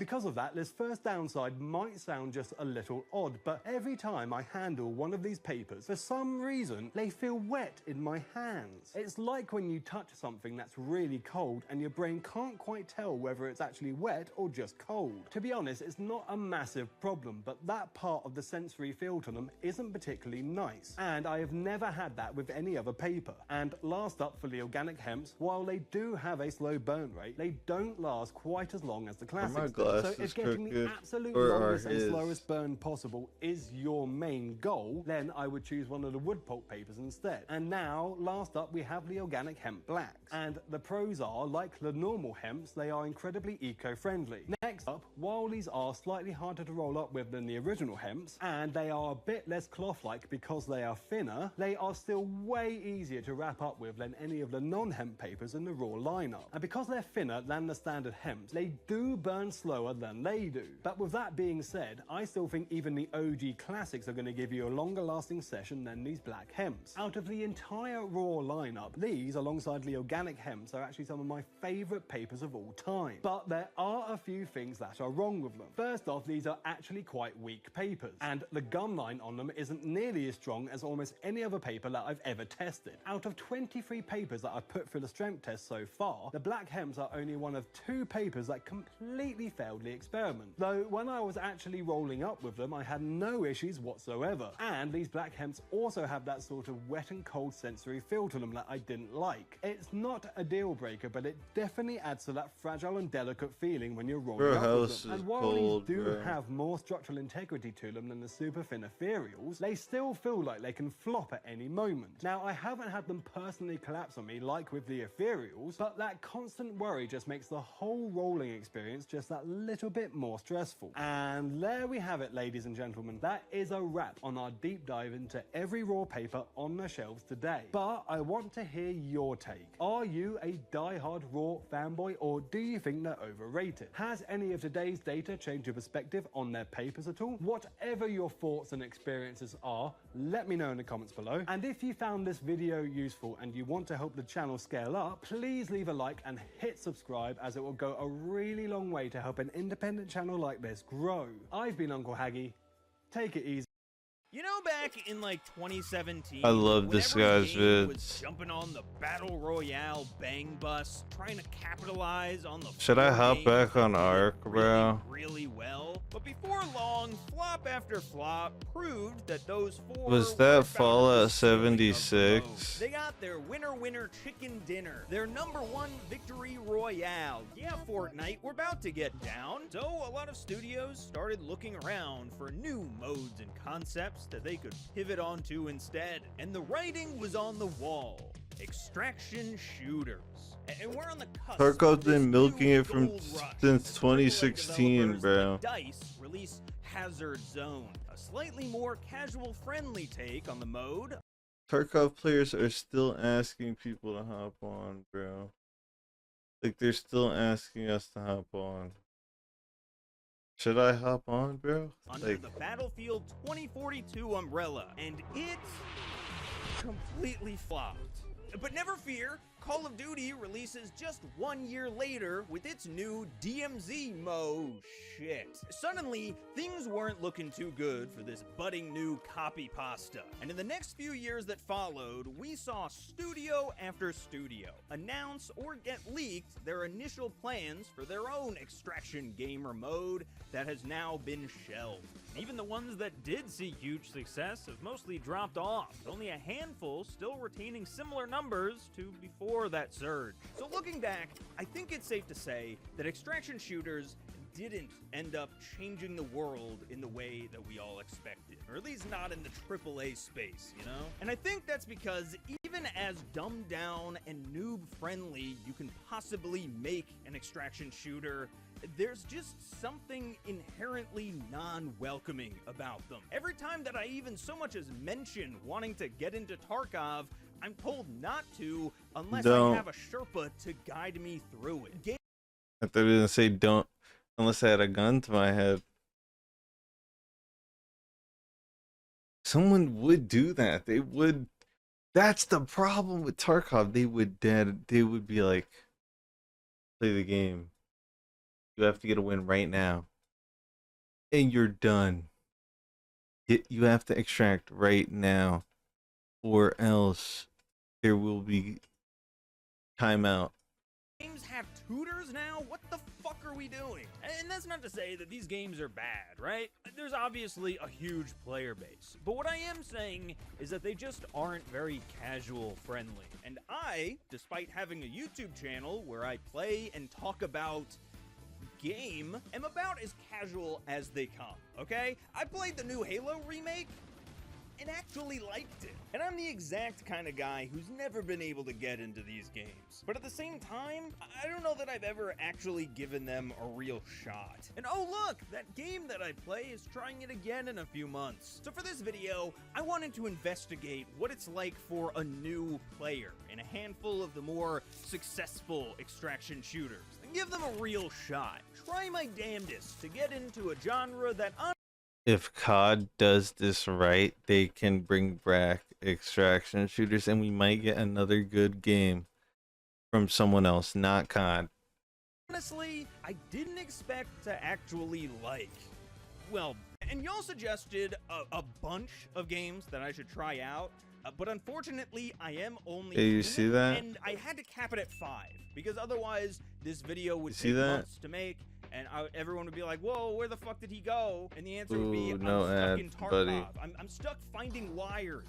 That joke will make sense in about like 4 minutes, maybe. So I tried to whittle it down to exactly 5 that I felt ran the gambit. You know, they had the widest range in between all of them.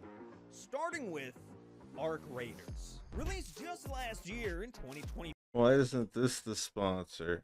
5, Ark Raiders was the first extraction shooter that I Did they run out of embark credits? felt really reached mainstream attention. You know, there were shorts and memes that would make it to me on my feeds, despite not even hearing about the game before release day, because the game just exploded with the kind of Steam numbers that AAA companies could only dream of. It's set in a post-apocalyptic Earth, where the machines have risen up and taken over, driving mankind underground, only sending up raiders to the surface to scavenge for resources. And from what I understand, people really gravitated to Ark because the community around it kind of adopted this more friendly approach, usually choosing Show a clip. Editor do it right now. Young Thug, when he was in that plane, he's like,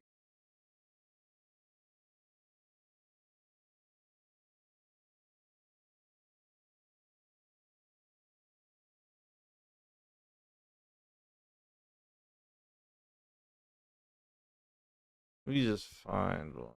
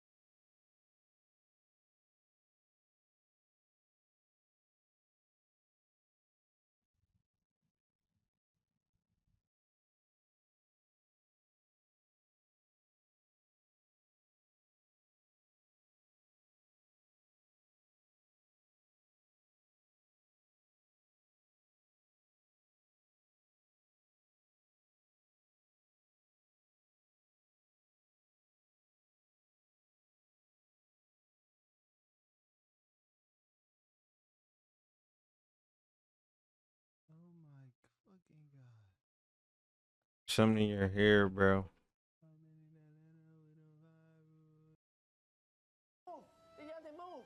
Not listening. Yeah. Spray that down, Ray. Spray that down, Ray. Getting high, make a deep throat, the mouth never get dry. I say who? Why is the cameraman so damn Pussy is this? She say dollar sign. That's a lie. These others tell you anything. She want the. Why is this the most replayed? I likes to get my dick sucked while I'm getting high. Make a deep throat, the mouth never get dry. What is this I say who? retention? Pussy is. It doesn't get This? bad. She say dollar sign. That's so facts. What is the Pussy is retention? this? She say dollar sign. She stripping got still got a 9 to uncomfortable? 5. Say that she Yeah. mine, but that's a lie. These others tell you anything. She want the money and the fame. So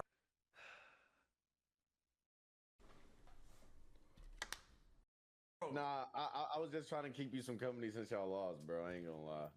Wish I could join. I got distracted. I'm looking for Ark.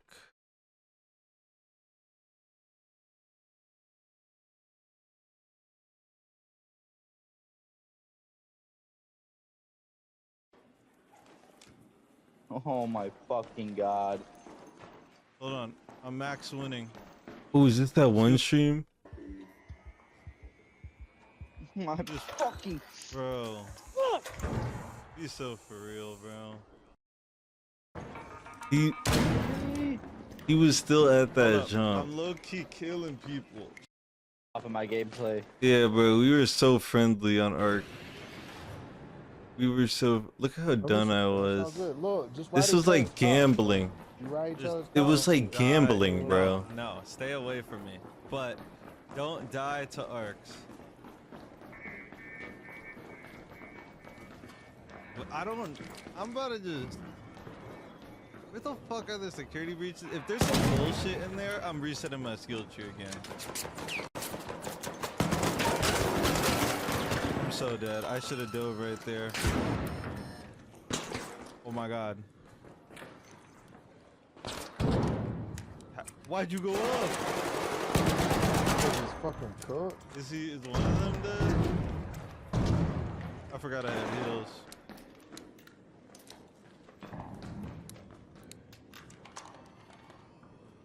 Why didn't that shit explode? Yo, snap blast grenades suck. It takes so long to go off. Just like a Sentex.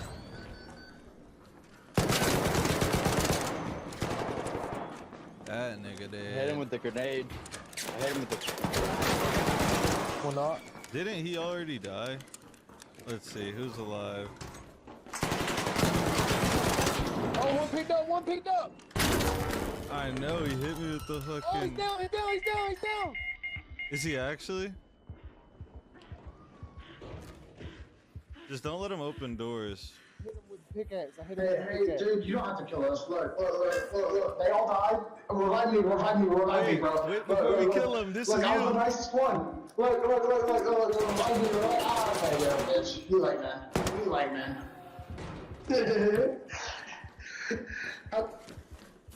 You're not free, kids.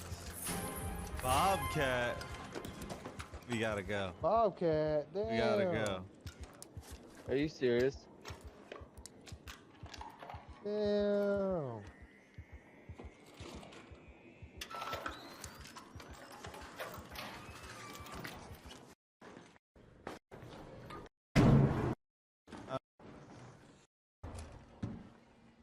Bro, he couldn't hit this jump. Find a gun right now. I had to leave him. Yeah, I got guns. The kettle so I is would like good to leave enough. with these. I don't know about y'all, so if y'all ain't coming, that's cool. I'm about to go.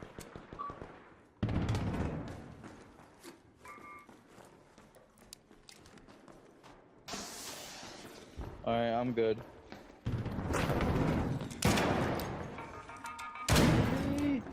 They added too much arc. Keep killing people. They Should I have just too say much fuck it? arc. You guys could. Like, who is the game for? I thought it was for the new players, but now there's like a fucking vaporizer that goes in the sky and it just attacks you. And it's like, Hurry, I'll bro, come for you. it's like real life scale if this was like minifigures. If arc readers was minifigures, the vaporizer is like real life scale. I don't got any heals, that's the thing. You don't need heals. Or wait. Bro, we killed so many. It's okay, I might not die here. His teammate. Oh my fucking god.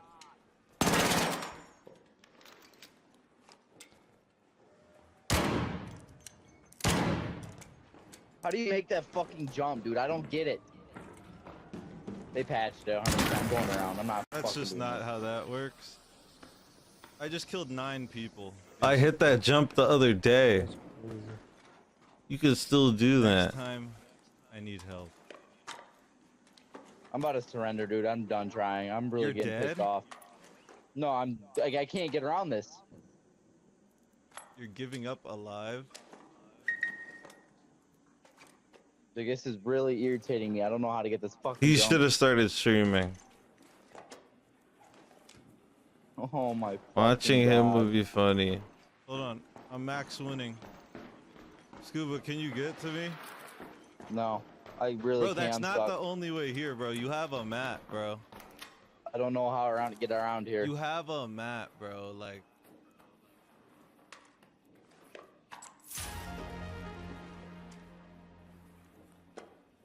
Is there more people? confetti. Wait, no, confetti, actually. Confetti. Confetti. Like, genuinely confetti. Confetti. Confetti. Confetti. My Confetti. fucking god, game. Genuinely. Dude, I'm grabbing it every time now, and it won't let me go up. Confetti. Confetti. Hold on. Did he leave?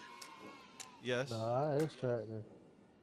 I told y'all, I said shit, I got some guns. And then bro, I I'm trying to said, build. I want more guns, so I went. Are you to- watching my screen? I'm not watching No, nobody. bro. I am doing my inventory. Because I'm about to. Uncle's surrender. I'm not even tripping. joking. He should have stayed. Bro, I could do that shit over. Wait, bro. I'm You don't being even dead need a ass. I'm running about to start. quit. Bro, you have a. Why did.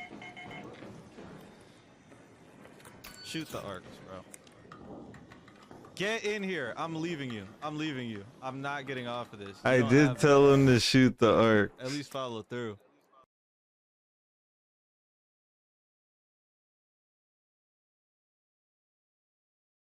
Hmm.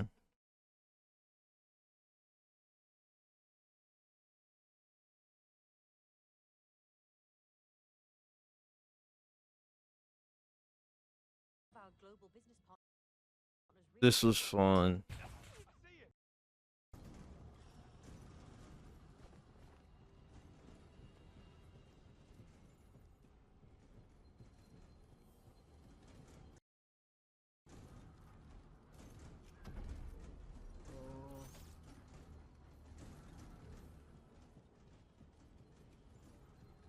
Did I have to restart?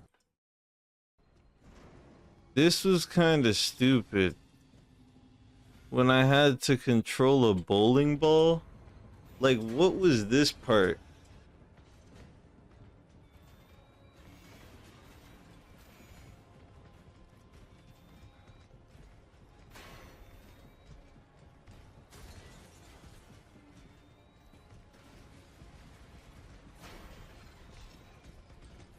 Like, I guess if I'm on like a 5090 and I have the graphics max, but like, bro.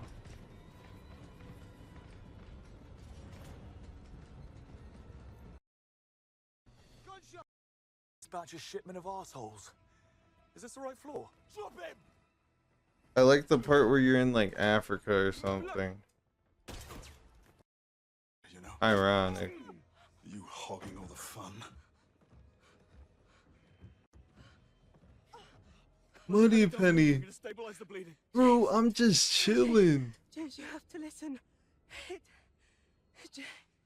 Don't talk. Bond! Shoo! She's bleeding out. Okay, I've got her now. I've got her. Damien's only escape is through the tunnels. I've slowed him down, but it's up to you to stop him. Whatever it takes, Bond. Here, take this. This is a special edition. It's the master key to the lab. Unlocks the entire arsenal. No offense, Q, but I'll need more than a man in a couch. We have the Valhalla. It's the only thing with enough firepower. Get the keys from my coat and wearables. Now go! While there's still time.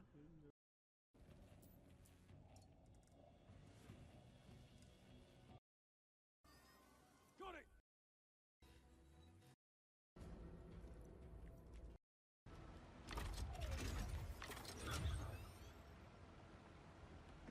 Chat, we are back. We are back from Streamer Games. I have been gone for almost a week. Oh, what? Well, not really. I've been gone. I have to meet Ben, my manager, and Vinny out at like 6, Vinny Hacker. And so I'm like, oh, I got enough time. It's a 21-minute Uber back.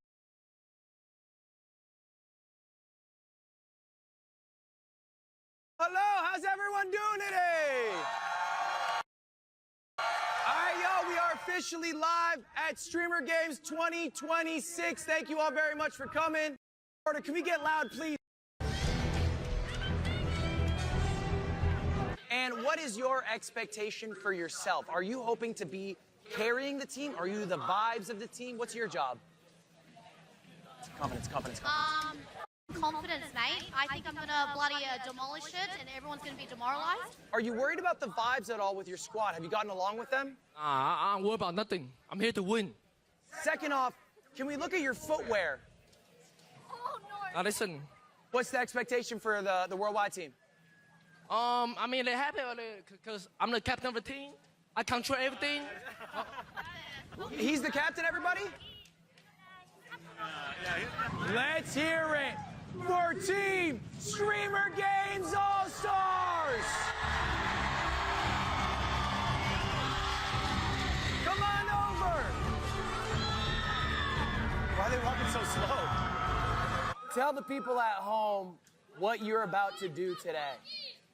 I am about to put on the most athletic performance ever seen on Twitch. Wow. Straight up. Maybe. Next up, it's my fiance. You've been practicing a lot. Is it because you've been practicing a lot? Oh, it was the ring Is it finger. because second place? You've been practicing a lot. lowest placing squad overall. Jason the Ween, I want to. But we have spirit, and we will win. I'm sure of it. Okay. With them. Next up. Tiny.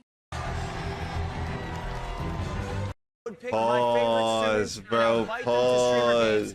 That's exactly. Pause. The show's gonna go very quickly. We're gonna do 3 games. We have a halftime, 3 more games. And I think it's about bro, time, no. we get ready for our first game. And to help me do that, I'm gonna kick it over to our casting desk. Slime, Pete, how we doing today, guys?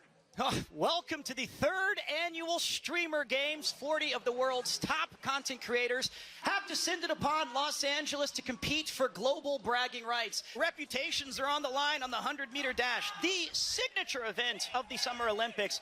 Who is going to reign supreme? And he's going to call this one off. Let's go. Go!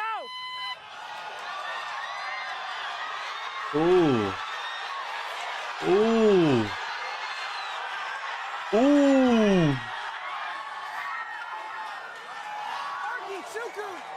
Joe is like, nah, I can't go out bad.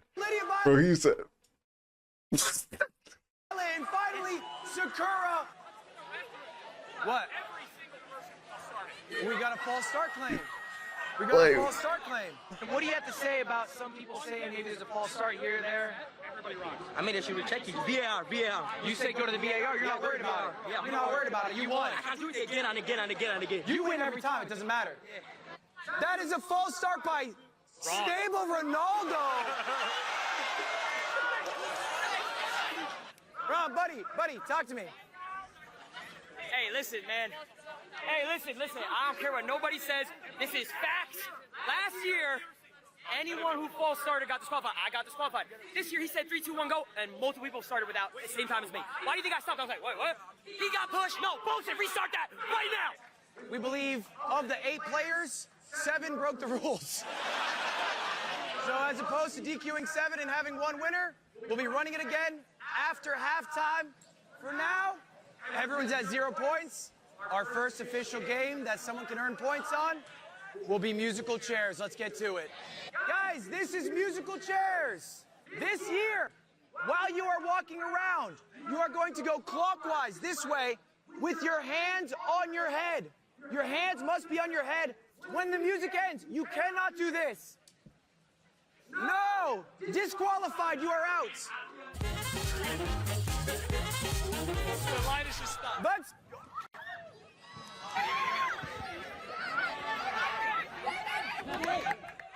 He pushed the out of me! That's bullshit! Hell no! Hey, he's out, bro. Stable Ronaldo, you are out. Ray, you just sold me, bro. You are out. You are out. No. We're walking. Jason, we're walking. Whoa. Stop. Okay. Well, hold up. Kiera. Whoa, rewind that, Kiera. Did you touch the chair there? That is your butt. I see both. 2 of them did. Kiera, you're out.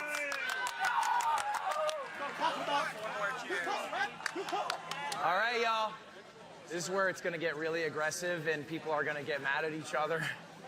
DJ Shank, let's go. A lot of points on the line. Selbit is out. Jason the Ween, you are out. Jason, you are out. Get up, Jason, you are out.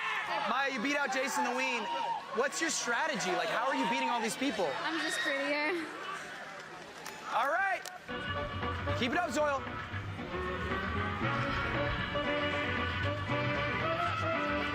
Little faster. Wardrobe, faster.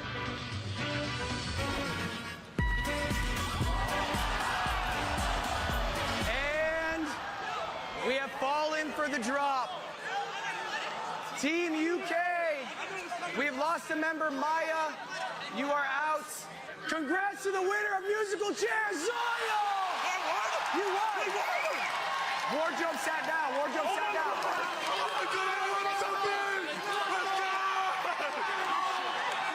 hell no! Stay away! That's cheating! That is a chair grab. You are out.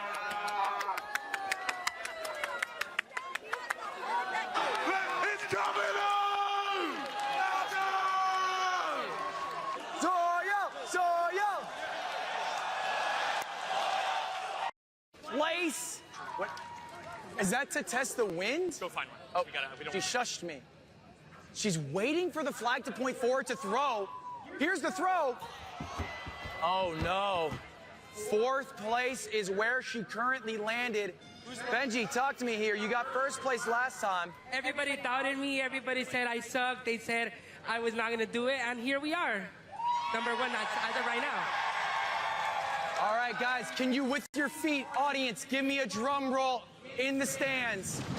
Benji, whenever you're ready, let the big one fly.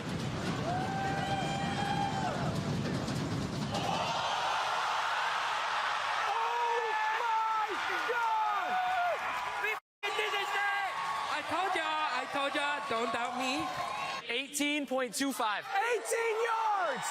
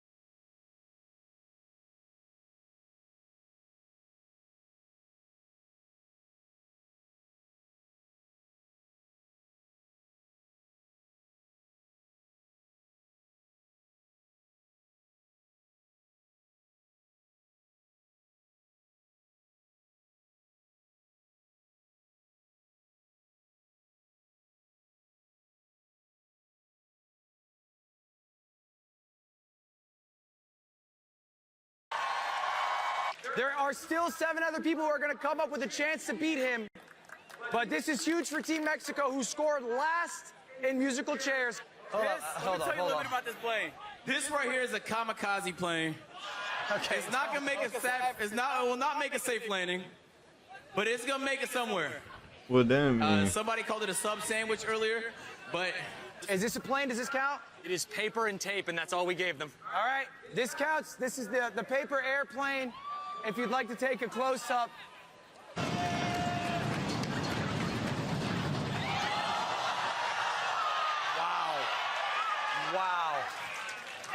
Wow. It seems difficult to throw. Don't you think so? I do. I don't. An unfortunate left turn is going to leave Team France in last place. Here's the overall standings right here. Here's what you wanted. So worldwide in the lead. And it's pretty clean. It's pretty even except for France. All right, guys, without further ado, it is our second and final 100-meter dash. Competitors! Ready! My bad. I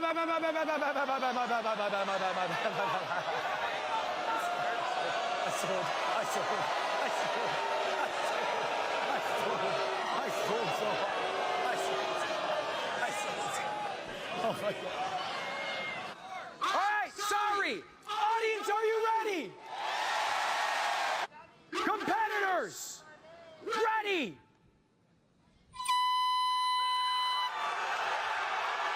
Someone just say that's my man. Repeat of this morning. Flashes of brilliance. Red line cross. It's Enzo. It's Joe Bart. Might have been Arky third. Last place, Sakura. Is that the same exact order as this morning? Is that literally the same exact order?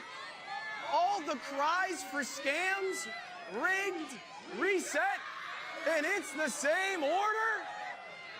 I'm grateful. I'm faithful. And then I never expected it. What God did. God did. Yes. God did. All right, Enzo. Give it up Worldwide. one more time. Oh, yeah, go ahead. Speed. I'm coming for you. I show speed. Oh, that's a little bit of a call out. Will you heed the call? If I'm speed, I'm scared. I'm scared. The bottom of the barrel. Ho, baguette. France sitting at dead last. Very disrespectful. It's disrespectful to do that. It's time for us to go to our next It cut event. up. It is time for archery. Right now, you are split into 2 groups of 4. You guys are going to get 3 shots each. The top 2 move on to the finals. The bottom 2 are out. This is a normal target, but there's an apple and there's a beautiful man below it. If you hit the apple anywhere and it's through the apple, you get 22 points. Yes. If you hit me anywhere, you get -3 points. Now, 2 rules with the arrows. First, do not dry fire. Don't pull it unless there's an arrow in it. It's bad for the bow. Second, don't point at someone. You guys are ready. Fire when you're ready. They just have someone on the sideline ready to hits move me, him. that's -3. A miss from Catsup, a miss from Connor. Whoa! And a direct hit on me for Cocotte, that's gonna be minus points. Yana, Catsup, you're going to sudden death. You are good to fire. A miss from Catsup. And Yana moves on! Yana will move on for Team USA! France will be eliminated. Fire!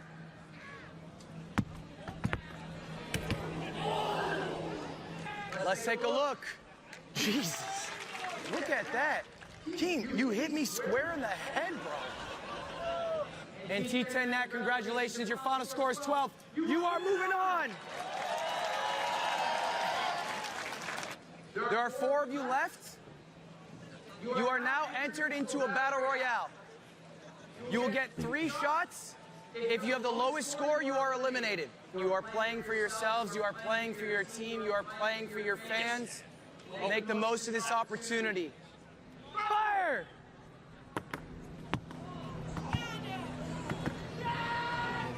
Bows down, bows down. I just wanted to see with my own eyes. Did that? Guys, we have our first apple hit! Congratulations, Cocotte. You hit our first apple, grazed its head. This is the last arrow. Archers! Hey! Fire! Canada is the winner! Mexico will get second place. Let's take a look at the overall standings. Oh my God, there it is. France is still at the bottom. That's what I was telling you. What is going on? That was your dark horse. Welcome to Crate Stack. The rules are simple. 2 players per team. 1 player stacks, 1 player passes crates with a pole. Teams will have a set time to stack their tower as high as possible. The round ends when both players reach the top, fall from the tower, or time expires. If a tower collapses and knocks into an opposing tower, it is an automatic forfeit. Somebody is going to be harnessed in, climbing and stacking up milk crates. It is up to each team whether you want to build up 1 by 1, or maybe 2 by 1, or maybe 2 by 2. But all you get are these 27 crates. Guys, do we generally understand how Crate Stack works? Does it not matter? We just kind of want to see it and we'll figure it out? All right, I agree. Joel,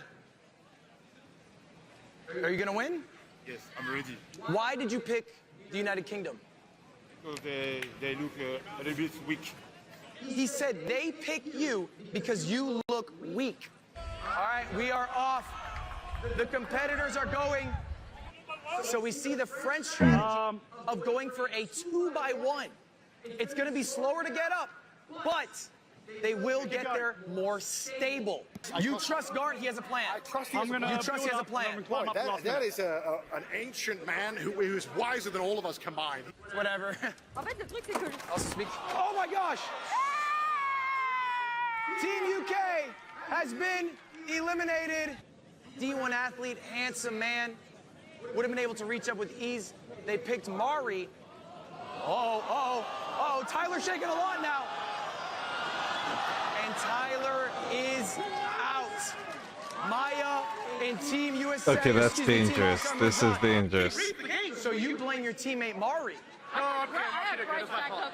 Here's my fault. I gotta do better. Team USA, you guys still have volleyball today? Oh my. He got there. Maya using the hand strat. Another step up. Give it up for Maya Higa, everybody. But they finally reached the height where Nice Swig can no longer place them. Maya's gonna have to do the placing and the balancing and the standing. But it looks like it's no problem for the All-Stars. Ooh. 10, 9, 8, 7, 6, 5, 4, 3, 2, 1. Give it up for Maya Higa, All-Stars! You guys can come down now. Come on down. Team Mexico is leading. Dante takes a step. If he falls, his team will lose. 25 seconds.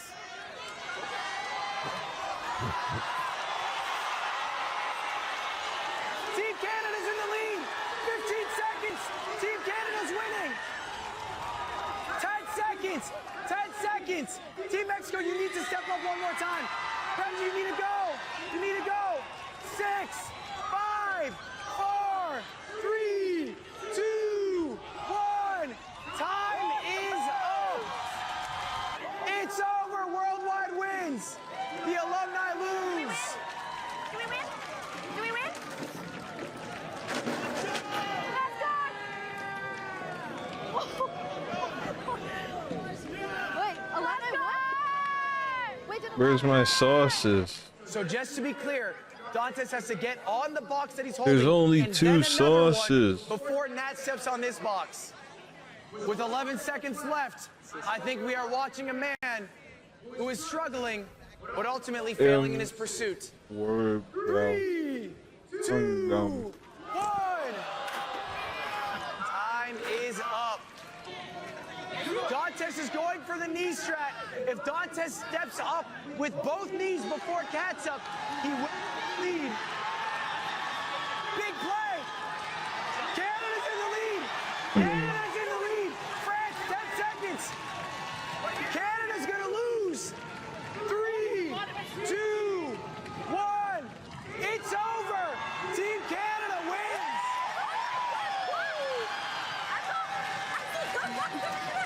Give it up for Team Canada. Saving the 2 crate strat for the very end. Yeah. Is that something you had talked about? Not at all. It's kind of like you have to adapt with who you're playing with. That's what it Because is. the thing is, like, me and Martin, we're on the same wavelength. Like, I can start a sentence, he'll finish it. You didn't do that. This is for first place overall. It is the finals for the crate stack. Guys, can we count down for the final one? 5, 4, 3, 2, go! And we're off. Maya seems like the absolute best crate stacker to ever do it. A true talent. This is insane. Guys, give it up for these competitors. What a final.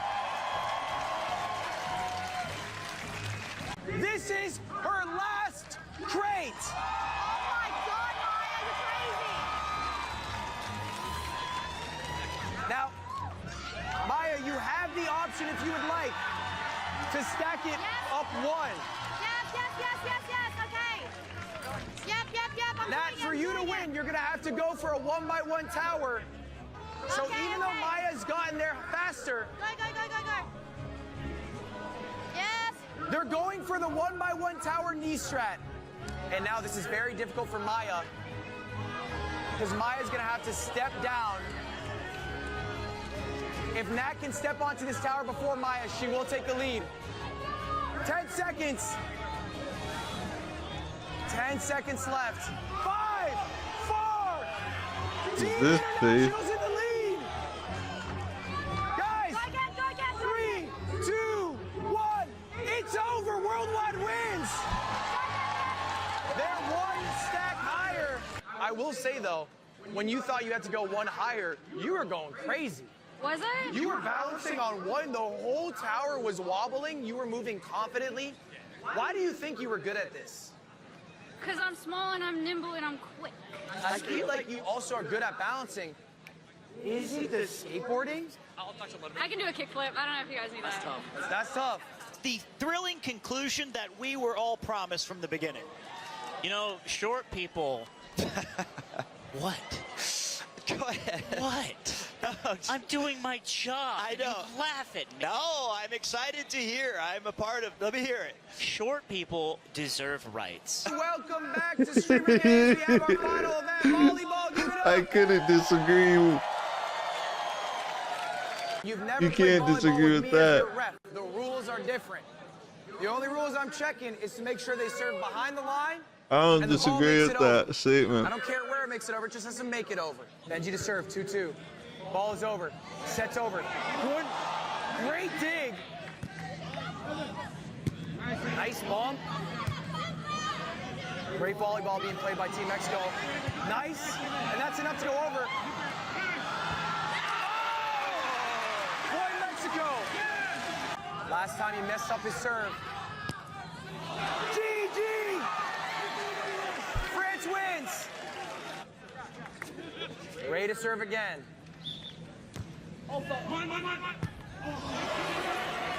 Zoyle calls for it, but the ball goes the wrong way. It is 4 serving 1. It is looking rough for Team UK. Oh, a huge dig! He's doing so much, but he can't do everything. Before In high school, yeah. how long ago was high school? 2 years ago. Was that recent? 3 years ago. I graduated 13 years ago. Damn. Damn. Okay, we have next team? GG man. GG man. GG. Say this is a very politically charged game, but we're gonna try our best to keep it friendly. Because it's USA versus Canada? That makes sense. All right, if you don't say mine, I'm assuming you're not going for it. So please call it. If we both go for the same ball, I'm gonna be highly upset. Why Canada? We're debating between alumni and Canada, and then I played some people from alumni. They're good. Canada, I can't name one good volleyball player on that team. Let me just clarify for a moment. Are you not friends with Dantes over there? Yeah, I love him to death, but he's not a volleyball player. Love you to death, kid, your butt. Yes, watch this. We will win this event. I guarantee it. It is 6 serving 3. Yana to serve. Faults. Come on. Okay, still going. Oh my God, what a fucking layout. We're just gonna let it play because it's cool. Good bump. Agent to bump over. Joe Bart with a crazy hit. And USA wins it!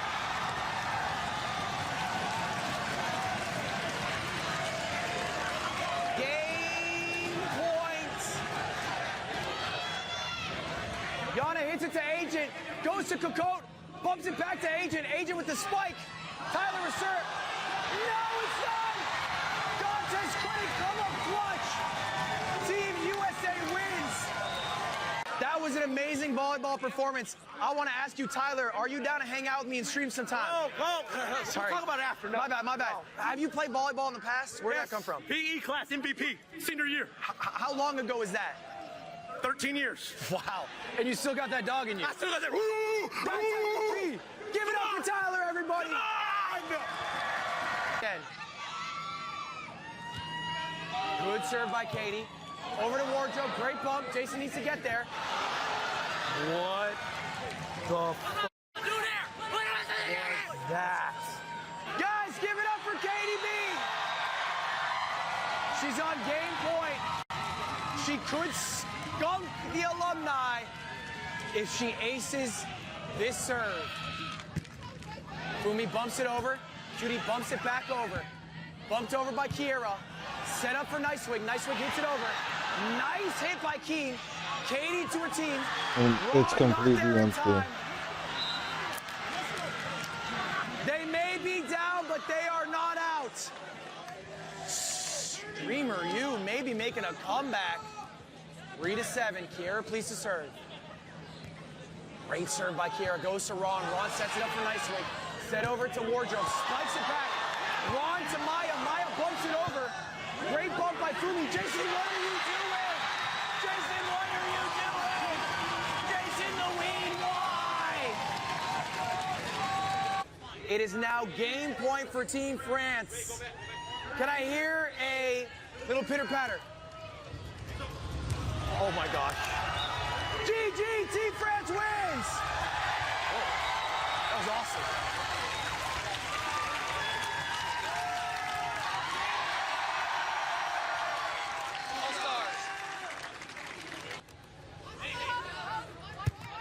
Bump over by Joe.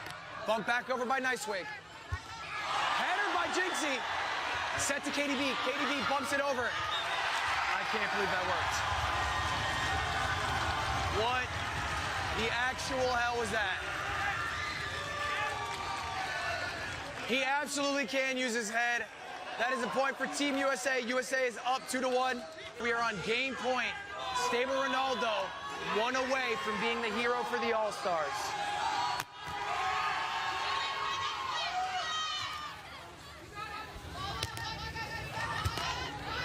That she said you're the clipper on.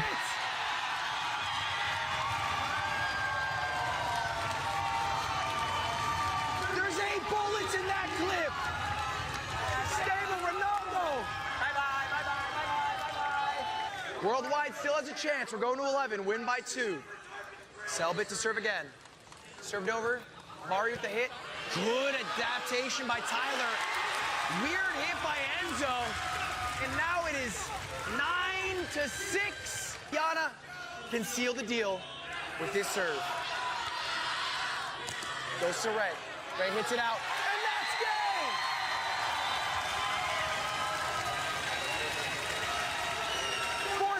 team worldwide. Third place, Team USA.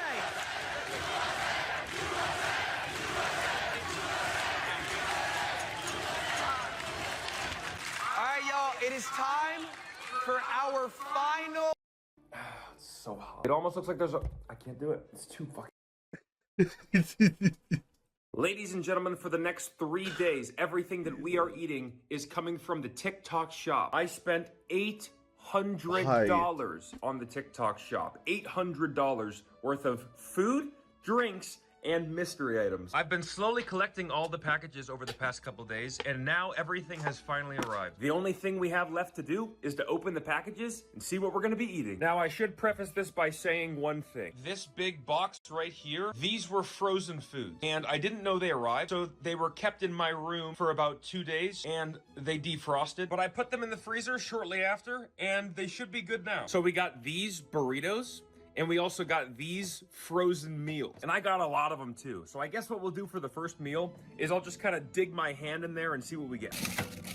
All right, it's a high-protein chicken queso burrito from the TikTok shop. Let's go get us a drink. If you saw my Temu video where I only ate food from Temu, everything was Chinese. There's not a lot of Chinese stuff from the TikTok shop, but this looks like this is some kind of Chinese product. Unfortunately, this is not a drink. I don't know what this is. Oh, that's right. These are the sweet potatoes that I ordered. Okay, I guess we'll try them with the breakfast. I also want to mention that I ordered this stuff like 2 weeks ago, so I really don't remember most of the stuff that I got. This is soft. This is like eggplant. Oh, no, no, no, no, no, no. Okay, false alarm. Not that bad. This is something from Carlotta's Bakery. Now, it says you're supposed to store it after you get it. This has been here for a couple days now. Do not know what this is, but it looks like some kind of baked good. I also ordered sausages, like raw sausages. I can't find them. Don't know where they are. And I thought that maybe these were them. They're not. False alarm. Okay, you guys can pause it if you want to check this out, but this is all the stuff that I ordered from TikTok shop that they just canceled or they just didn't send me. Also, the Killdozer merch store has been restocked. Please check it out after this video. Oh, double chocolate crumb cake. Holy shit. Here we go. Now, here are our drinks. China number 1. These are Fanta Zero. Looks like they're maybe white peach. 0 sugar. Got a 6-pack of these puppies. Oh my, this is what I get for microwaving it. This is what I get for using the microwave instead of the air fryer. I knew I shouldn't have done it. I did it anyways. We'll put the sweet potato in there as well. Looks kind of cute though, doesn't it, guys? Ladies and gentlemen, the TikTok shop diet has officially begun. Now, I haven't tried these burritos yet, but I'm very impressed with the macros. Less than 400 calories and like 30-something grams of protein. Very good macronutrients. Let's see if they taste good too. First up, I do want to try this though. It almost looks like there's a wax. It's so hot. It almost looks like there's a... I can't do it. It's too fucking hot. Just wait for it to cool down. Good. Hot. I believe this drink is Korean. Guys, when I tell you this tastes exactly like peach, it's 100% identical to peach juice. Not a huge peach guy. I actually prefer nectarines over peaches. I'm gonna give this a 7.6. Sweet potato is very dry, but doesn't look too bad. And it tastes like a normal sweet potato. It does taste a little bit waxy, but I'll still give it a 7.3. Now we'll try the burrito. It definitely has a lot of seasoning on there. 7.1. I think it's fair. And let me just say this, for the TikTok shop diet, this is an incredibly healthy breakfast. I got either 3 or 4 non-food items. Every day, we'll open up a non-food item. Let's go do that now. I got 2 shirts. One of these shirts is really cool. The other one is super cool. I have no idea which one is which, so we'll choose the black one first. You gotta be kidding. It's a One Punch Man shirt, my favorite anime. And look at the back, TikTok shop rules! Ho ho ho ho ho! Saitama! More of a Moomin Rider fan myself, but this is pretty cool and good material too. How's it look? Great. Taking a break, guys, playing some Black Ops 4 Zombies. It's about 12 o'clock, getting a little bit hungry. I have these Fat and Weird, I don't know if these are cookies. Fat and Weird cookies, they are cookies. These have been in a box in my room for a couple days. Time for the big reveal, TikTok shop cookies. Whoa, this is awesome. Looks like they sell these on their TikTok live. Oh, look at this. I thought maybe they were all the same, but no. Look, this one's blue, this one's red, this one is... I still don't know. Brown. So it looks like it's just going to be a random grab. I'm going to go for this one. Yeah, Fat and Weird is right. These are some strange looking cookies. Now they say you're supposed to warm them up, but I'm going to eat this one not warmed up, and I'll eat the rest of them warmed up. Without a doubt, you need to warm these up. It tastes like chalk. It tastes like sugary chalk, but it's good. It's actually really good. I'm gonna warm the rest of this up. Actually starting to get really concerned about the sausages. I don't know if they just didn't get delivered or what the deal is, but they're just sitting in my room marinating in the heat. That definitely looks better. It's nice and warm and gooey now. It's Oreo. That one is cookies and cream or Oreo flavor, yeah. And it's very good. Very chocolatey. I'll give it like an 8.6. 8.1. Fat and weird cookies. I'm very excited to try the rest of these. If they're even half as good as that one, it's gonna be a good 3 days of desserts. There he is. All right, guys, that was my pontoon boat. That boat is not from the TikTok shop. Look at this. Red, white, and blue chips. And we're gonna go with the ultimate garlic parm. Now, I decided to get these. I know Doritos are kind of mainstream, but I've never even seen or heard of this flavor before. They look very similar to Cool Ranch. If I could describe these chips in one word, it would be disappointing. They're good chips, I thought he was gonna say not TikTok. bold enough. I'm looking for a bold chip flavor. Not a bad chip by any means. Not one of Doritos' best, though. I'm gonna give it a 7.5. They're good. You like them? 8.9. Here we have an absolute mystery package. Let's open it up and see what the hell's inside. Use the Karambit Gamma Doppler for this. Oh man, this is one of the worst things it could have been. Maple flavored Spam, hickory smoke flavor, jalapeno, and Korean barb. Ooh, this one's gonna be good. You know what? I'm actually pretty excited to try these. This is a box of assorted mystery snacks. One of the drinks exploded in the box, and now everything is Why covered would in he sticky get soda. that? There's a couple drinks in there, a couple random snacks, and I had to wash everything off. Hello, it's 3 o'clock. I am now going to the gym. But before we head in, guys, I did bring some snacks with me. Very, very annoying that one drink spilled. The polar bear drink, I think it was. I really wanted to try that. I have no idea what this is. This is some kind of, looks like a donut. Smells like sweetbread. This is very strange. This is like undercooked. It's like gooey. I don't know if it's supposed to be. Funny thing is, I really like undercooked stuff like this. It doesn't taste good though. The outside is the problem. Tastes stale. Overall, this is just really weird. Not really sure what to make of this. Give this a 5.1. Here we have the Alvin and the Chipmunks 7-Up. There's a 7 on it, so I'm gonna guess it's some kind of Korean 7-Up. This is from, ooh, wow, it's not Korean. You guys probably can't read that, but that says it's from the Shanghai Disney Resort. 0 calories as well on this one. It's Sprite. It's literally Sprite. It's the same exact thing as Sprite or 7-Up, whatever the difference is. Not a big lemon lime guy. I'll give it a 6.6. I have a wonderful dinner that I cannot wait to make. We're gonna use some of that Spam. Back at home, guys, and check this out. High protein instant ramen, golden umami, smoky chili, and classic. The box of Spam. We are definitely air frying this Spam. Considering this is ramen, we're gonna go with the Korean barbecue flavor. This is 32 grams of protein, 220 calories. This is gonna taste like shit. Oh no, look at this ramen. It looks brown. This smells really bad. Did I Cut the skip? Spam up, let's air fry this sucker. This is maybe one of the most beautiful things I've ever seen in my entire life. And now we're gonna absolutely ruin it.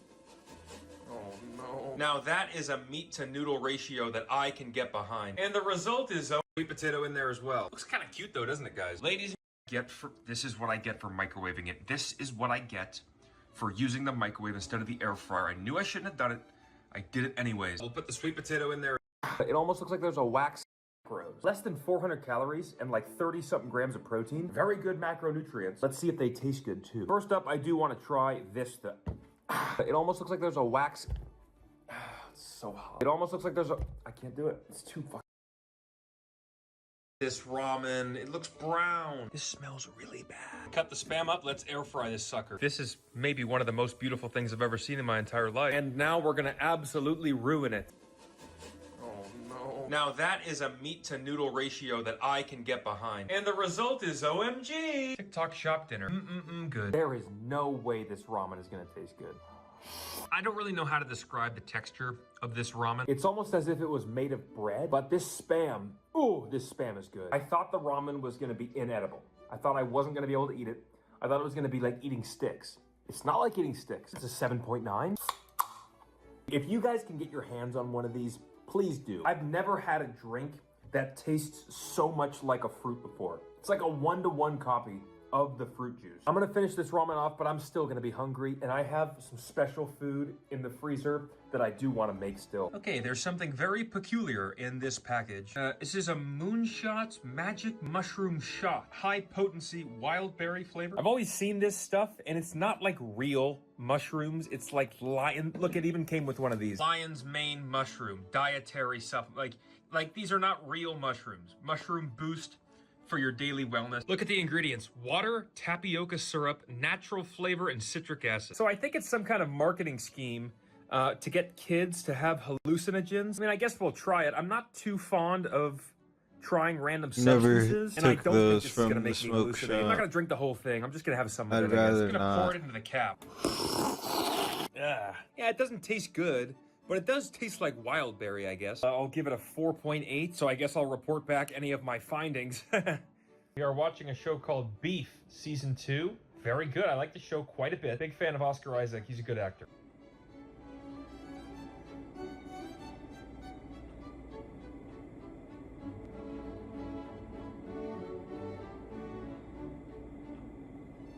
No, I'm just kidding. Nothing's happening. It's not real mushrooms, guys. It's like the fake mushroom stuff. I mean, I'll take more. Here's what we'll do. I'll take an increasing dose every night. Today, I took maybe like an eighth of the bottle. Tomorrow, we'll take like a quarter, a third of it. And then last night, we'll chug the rest, just to show you it doesn't do anything. You can't buy magic mushrooms off of the TikTok shop. Although I do have a time where I did buy Delta 8 gummies off the TikTok shop, and I ate them because I got them for free because it's like a promotion thing. And I thought, it's not real weed. It's not gonna make you high. Never again.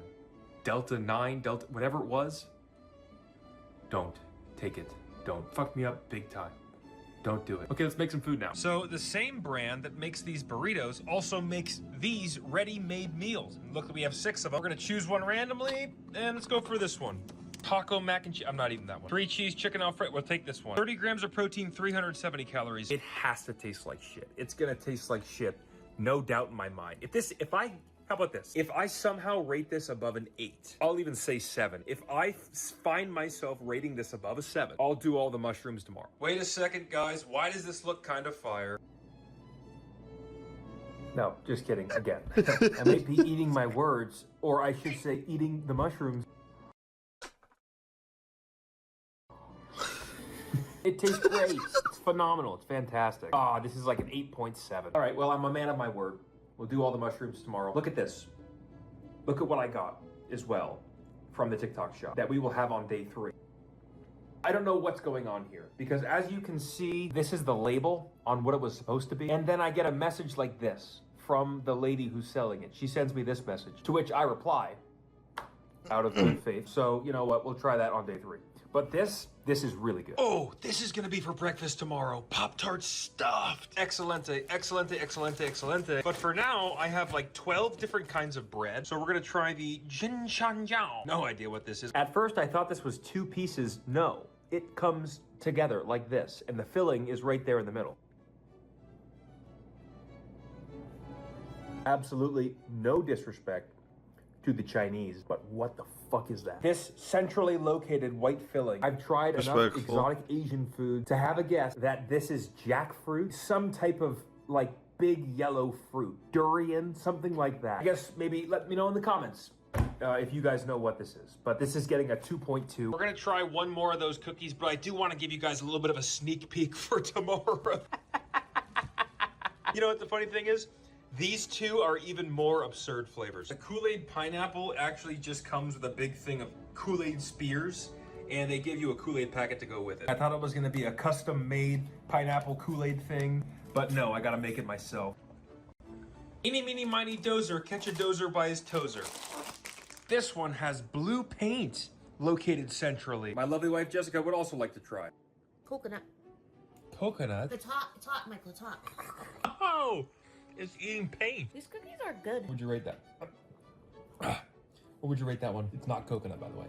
Oh, 7.3? You know what? I'm gonna give this 7.3 as well. I think that's very accurate. Today has been a very long day of eating TikTok shop food, but I really do hope you guys stay tuned for tomorrow, day 2. Guys, it's day 2, 9 o'clock in the morning. I think the mushrooms might have been real. I didn't hallucinate, but I felt like drunk, I guess, and now I feel super hungover, and I really can't come to a satisfactory conclusion about them, so we'll have to try them all tonight and see if they really are the real deal. I mean, come on, there's no way they sell that stuff on the TikTok shop. There's just no way. But here we go for breakfast. We're gonna have the super There's a jammy way. stuffed Pop-Tarts, and guess what? We are going to But it's reuse bad. the Spam air Goblin made a video on that stuff.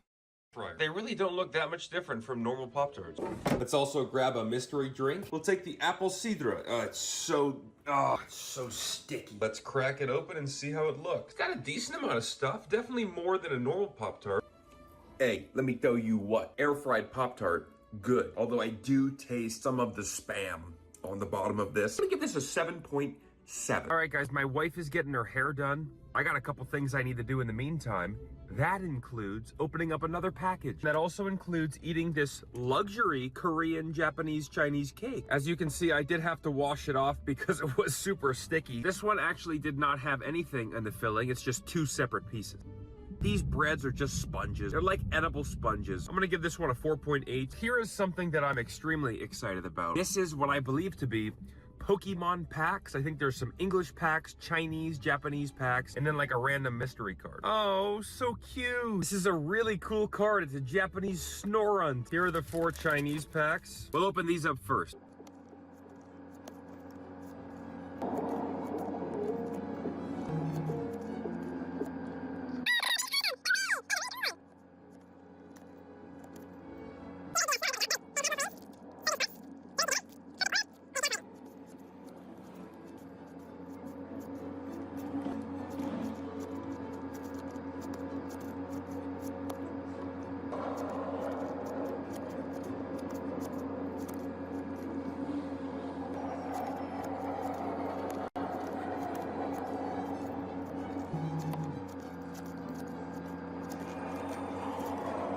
Probably a guarantee that we lost money, but some of these cards are pretty cool. Jessica got her hair done. Looks pretty good, huh? Look at those curls. All right, guys, we have like 6 packs of chicken puggets. They just look like normal chicken. Let's also grab a burrito. Beefy queso. And look at this, guys. I was very smart this time, and I decided to get some dipping sauce. This is the Taste Flavor Co. Joey Swole. Sesame ginger teriyaki, 15 calories per serving. The TikTok shop has some really healthy options, looks like. Okay, I gotta try these chicken puggets first. They look good, they smell good.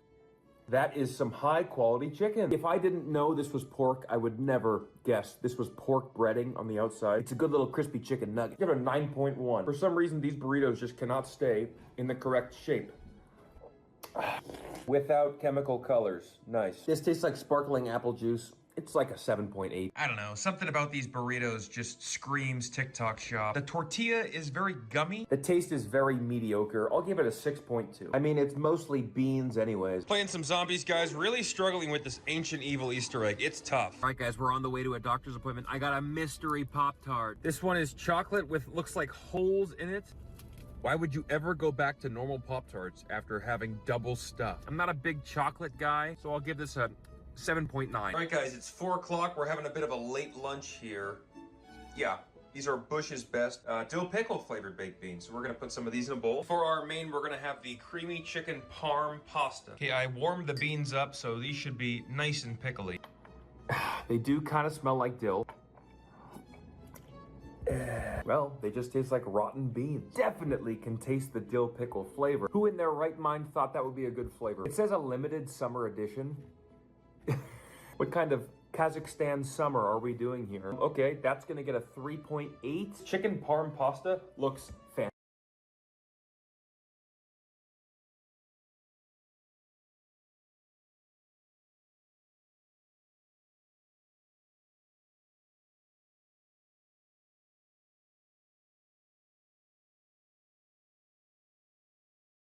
I'm not. He can't go by himself. Why? Brother, if you want your son high-level wrestling, send him 2-3 years Dagestan and forget. 3 years? You're out of your fucking mind. 2 weeks. 6 months, 2 weeks one time you can call him. 2 weeks. Yeah, my son's not going for 6 weeks. 2, 3 years Dagestan and forget. Have a good day. No, no, I don't. Oh, good day. Oh my god, I would have. Fantastic. 9.5. Cracking into another can of Fanta peach flavor. No gym today, no lab today. We're kind of just waiting for Jessica to go to the hospital. So probably just gonna hang around, play some more zombies. We're gonna have a really good dinner tonight. I think what I'm gonna do Was is I'm this gonna take before or two of after these the baby? and combine them together. And then I have another special surprise for you guys later. Yes, our last two packages have arrived. It's a gigantic cookie. Might as well eat this right now. Let's warm it up. All the way from the TikTok shop, it's a Biscoff cookie butter cookie. Look at the inside of that cookie. Very, very moist. Look at the color on the bottom too. I would maybe guess this was air fried. It's gonna be a 9.7 for me. All right, guys. Oh, it was It's before. 7:30, and I think we all know what time it is. Yes, it's time for the mushrooms, but I also have a box here that has something funny Who's inside of it. driving? Ah, very cryptic. Nothing at all on the box. Freeze-dried real pizza. Freeze-dried garden dill pickle chips, and I don't remember ordering these two. I know I got that. Freeze-dried Neapolitan ice crema. Well, the pizza broke. Definitely freeze-dried. I can confirm it is freeze-dried. Kind of looks like Costco pizza. Wow, tastes pretty good actually. Really just tastes like pizza that's freeze-dried. I'm not sure else how to put it, but it's not good. It's really not good at all. I'm gonna give that a 6.1. When I was in Fort Worth, Texas for the Buc-ee's and the Bass Pro Shops diet, picked up this Don't Mess with Texas shot glass. And so what we'll do, we'll administer the mushroom medication to the shot glass. So I did say I was gonna use all of it today, but my wife going into labor is a real possibility. So we'll take like half.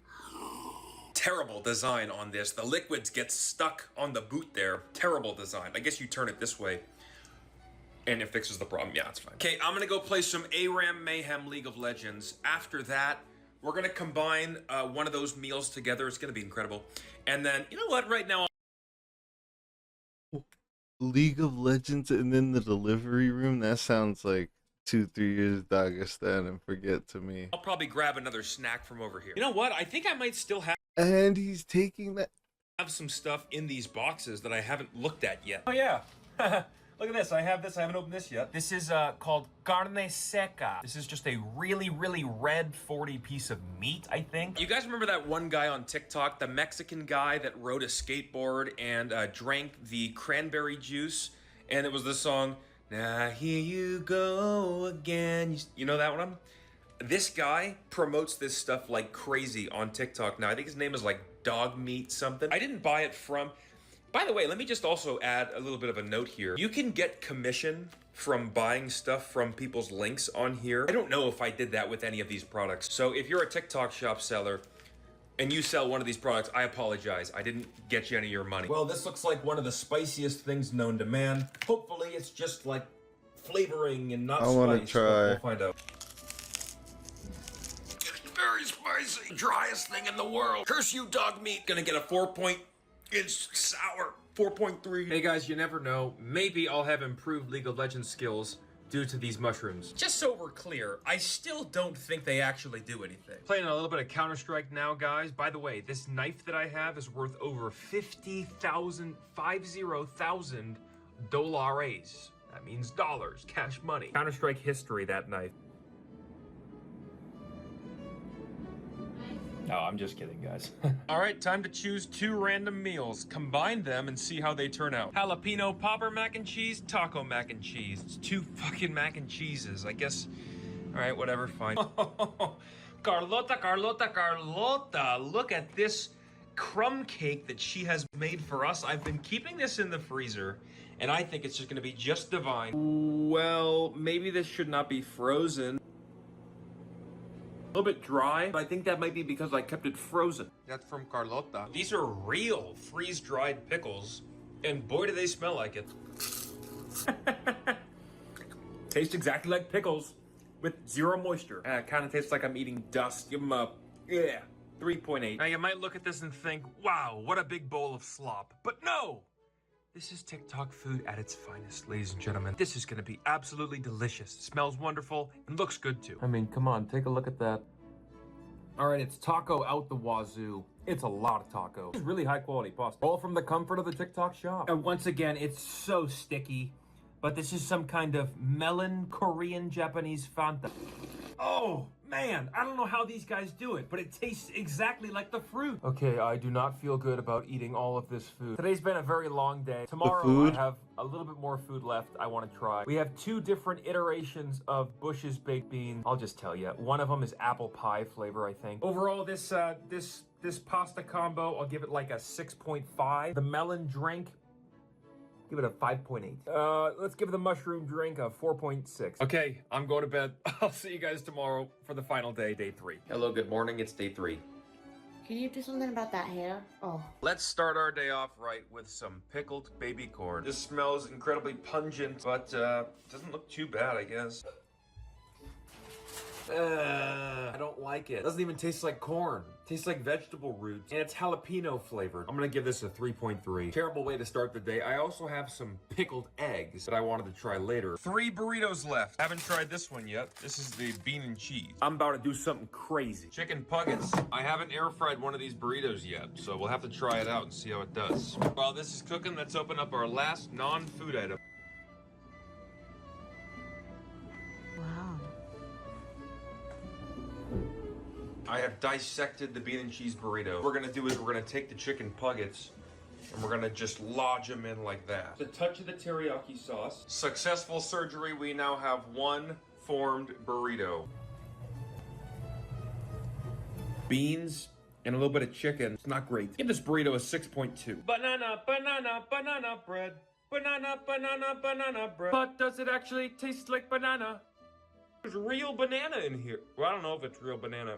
Doesn't really taste like real banana. Tastes like I'm eating a really old banana. It's not terrible, but I'm not a big banana guy. This gets a 5.8. I think at this point, the Kool-Aid pineapple hype has died down. This has no sugar in it, by the way, so it might not taste as sweet. Lord have mercy.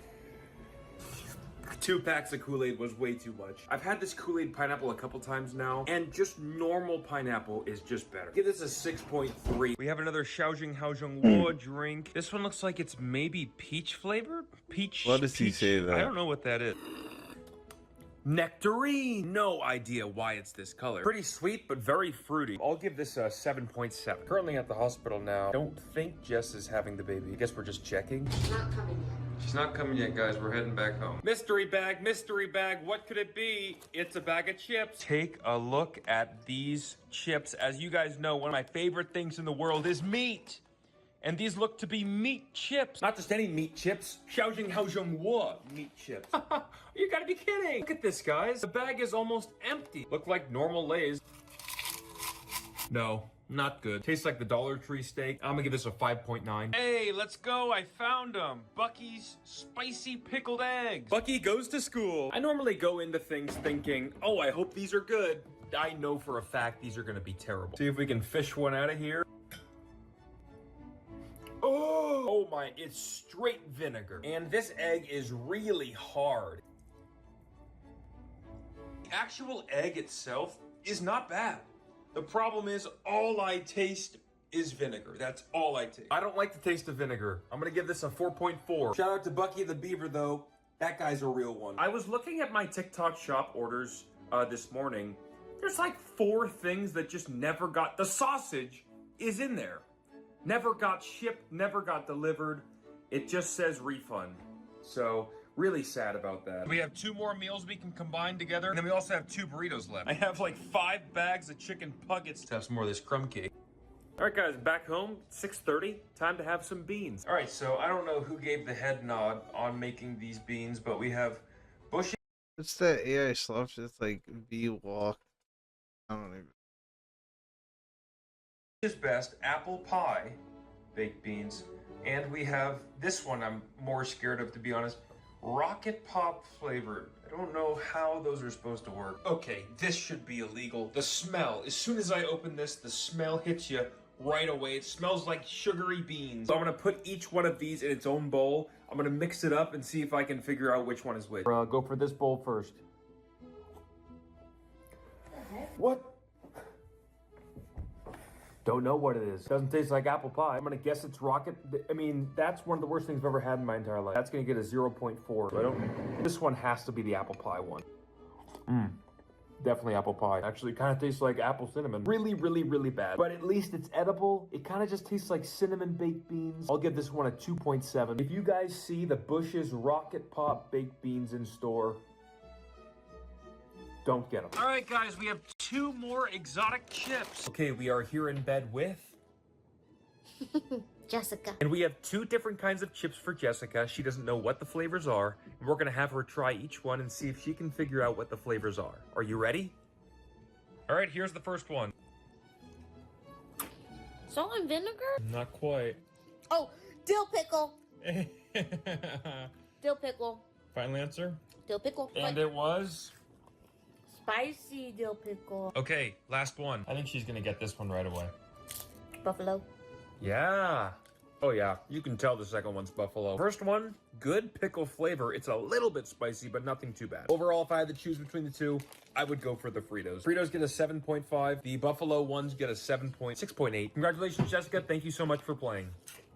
Today we're combining a lazy lasagna with a queso chicken mac and I started to realize these things, they're all pasta. All of them, just pasta. Boy, oh boy, are we gonna have a wonderful night. Ain't nothing better, guys, than buying some mystery pills off of the TikTok shop. Here's what's inside of them, if anybody cares. I know I don't. And here's what they look like. It's like a Jaeger bomb. I genuinely have no idea what this is supposed to do. Or what is even in it. All right, this one looks a little bit watery, a little bit weird. This one looks really good. Too bad it's all getting mixed together. What So, lab yeah, does this he looks work pretty in, good, bro? but I gotta ask now. what would be better is if we add some chicken nuggets into the mix. Or what type of, bro? Like, Yeah, what? oh boy. There are 2 types of people in this world. One type of people that thinks this looks absolutely scrumptious. The other type of people would never get anywhere near this type of meal. Me? I'm the first type. Also, let me just say, this is a very, very, very high protein and overall low calorie dish. There's probably 1,000 calories in this whole bowl and probably over 100 grams of protein. Playing some League of Legends while I wait for this thing to cool down. I believe this is a Xiaoxinghaozhengwo lychee flavor. Ooh, that's nice and sweet. Very lychee-y flavor. Give it a 7.7. If all the pansies online weren't so, oh, it has to be locally sourced and has to... This would be one of the best dishes ever made in the entire world. It tastes phenomenal. There's really no reason why everybody shouldn't be eating this. This is getting a 9.7. Every single thing in this dish is amazing. Jessica is looking through, trying to pick which one she wants. One of these. Red velvet and chocolate lava cake. Guys, my stomach is killing me. I had that whole bowl of double pasta and chicken, and I don't feel good, I gotta be honest. And I think the shrooms and whatever other pill I took is kicking in. Really don't feel good. I'm gonna make these cookies and then go to bed and then end the TikTok shop diet. I'm gonna eat the red velvet one first. It's got some gooiness on the center. That one's really good. These cookies are really good. Give it an 8.8. 7.9. Okay, open the chocolate one up. Cheers. Yeah, very cocoa-y. Not a big chocolate guy. Jessica is a big chocolate guy, though. Chocolate girl. I'm gonna give that one a 7.6. For some reason, I thought it was going to taste a little different, so I think I'd give it the same score, 7.6. All right, guys, I think that about does it for day 3. I'm not going to record an outro tomorrow. I'm not going to go get a burrito because I don't know if she's going to go into labor or not. What's going to happen there? So that's going to be the end of the video, guys. Tomorrow's a due date. Pretty satisfied. I think we pretty much ate everything that I ordered. A little bit sad I didn't get the sausages and some of the other stuff that I ordered, but it's fine. We got a good amount of stuff. Anyways, guys, tomorrow is the baby's due date, so don't know what's going to happen. There will be more videos coming. I just have to find the time to film them. By the way, the overall ranking of the TikTok shop diet, I'm going to give it a 6 out of 10. 6.5 out of 10. Maybe a 7. We'll give it a 7 out of 10. Don't forget, everything on the Killdozer merch store is pretty much restocked. So go to the killdozermerch.com website. Please pick up some Killdozer merch if you have not yet. Women's merchandise is out as well. We have cookbooks. We have everything you might need. Really, just the best website of all time. Thank you guys so much for watching. Thank you to the TikTok shop for supplying us with some great food. And please do not forget, follow Esile On. Trying to wake up the sleepers. LA Beast here, and I just wanted to let everybody know, if you totally forgot, that personalized LA Beast video messages are in fact available. Cameo.com, top of the link in the description. Enjoy the video. Have a good day. LA Beast here, and today in honor of summertime, and in honor of campfires in the summertime, what I'm gonna do here today inside is make some fresh, delicious s'mores. Using these graham crackers, Hershey chocolate bars, and name brand marshmallows to where, you know, was I hungry last night and I broke into these already? You're damn right I did. And as a fat kid in the summer of 1995 who once sported calcium cannons, also known as moobs, also known as man boobs, who loved s'mores, I have no doubt here in 2026, the spirit of campfires, the spirit of moobs, and the spirit of s'mores live on within me today, to where this video for me specifically is going right down the 79-year-old coming out of my mouth. And I'm okay with that. And after enjoying a fresh 2026 s'mores, I am then, in the name of human science, 79-year-old what I plan on doing is taking this, at minimum, 79-year-old World War II issued tropical Hershey's chocolate bar, which was only around from the years 1943 to 1947. I purchased this on eBay for $61.58. I'm going to take this chocolate and combine it with the marshmallows from this box of 1989 Smurf cereal that I spent $152.47 on. And by me simply opening up this box, yes, I'm going to be ruining the historical sanctity of this pop culture item. And I am then going to complete my 151-year-old s'mores with the years cumulatively added up here by taking one of these 1991 35-year-old honey graham crackers. Now, I actually opened up this box and one of the packages were open. Now, and the last time that I tried to consume something from an open box after 30 years is when I had G.I. Joe cereal, and this was the result of that. I guess we'll just open it up. Okay, well, it's already open. Oh, I want to watch Are there that. bugs? There may be bugs. 33-year-old G.I. Joe, 1985 action stars. Oh God, this one's brown. That's brown. It was oxidizing.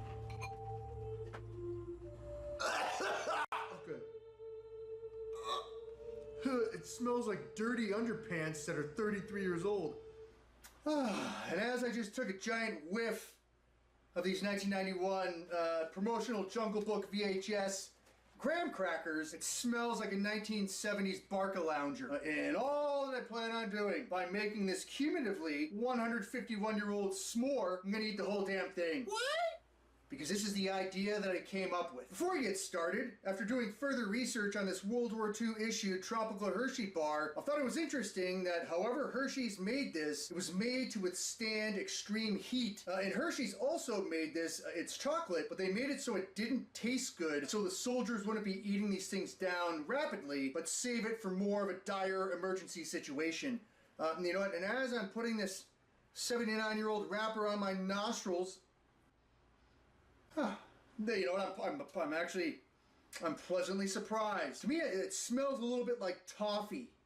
I'm definitely getting some toffee in there. And for the past 43 minutes, as I was cherry picking 37-year-old marshmallows from this box of Smurf cereal from 1989, the one thing I could definitely say is the cereal pieces themselves, it smells like food that you would feed animals at a petting zoo. And somehow, some way, I'm gonna have to figure out how to fuse 37-year-old marshmallow pieces together. So my plan is to just wing it. And when I'm done, I'm going to tell you exactly if human beings, if the zombie apocalypse happened tomorrow, could human beings survive on old rancid graham crackers, 79-year-old Hershey's chocolate bars, and 37-year-old marshmallows from Smurf cereal? And you know what? I can already guarantee that the answer is probably maybe. All right, so let's get started. What I'm going to do, I'm simply going to make a fresh s'mores from 2026. I'm going to make one with the old ingredients. We're going to sit them side by side. I have my trusty 2004 Hershey's s'mores making kit. I've decided I'm going to have to put the marshmallows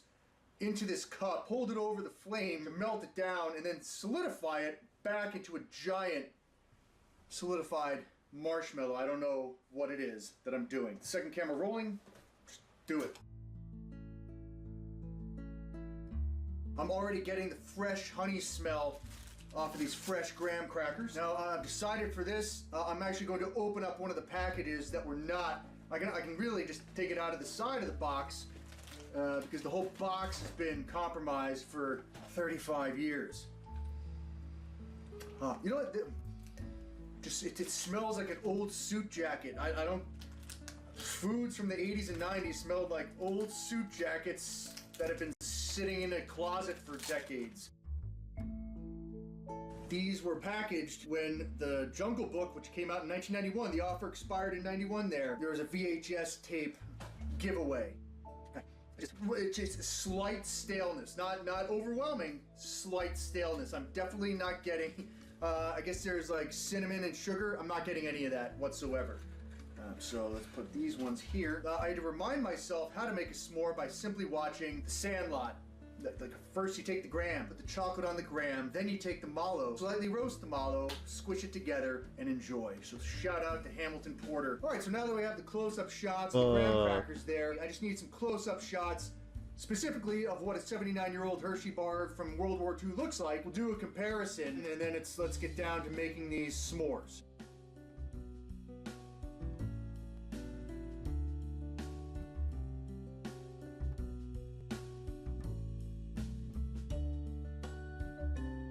All right, I'm actually getting some pretty good close-up shots right here on this second-hand camera.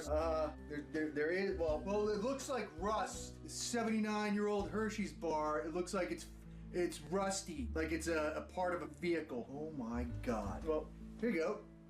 That's a 79-year-old Hershey's World War II chocolate bar. I don't know if, whatever that is, like it looks like dirt underneath your fingernails. Honestly, I'm not getting any rancid smell whatsoever. Now, again, this is a wrapper of a Hershey's World War II tropical bar. This is crazy to me. Okay, well, it's an important piece of history, and before it goes into my body, I just had to document and get all the close-up photos of that chocolate bar, and then we'll just do a quick close-up of the marshmallows. With all of our ingredients ready to go, we have a second camera rolling, and all I'm gonna do right now is that we're gonna light the dish.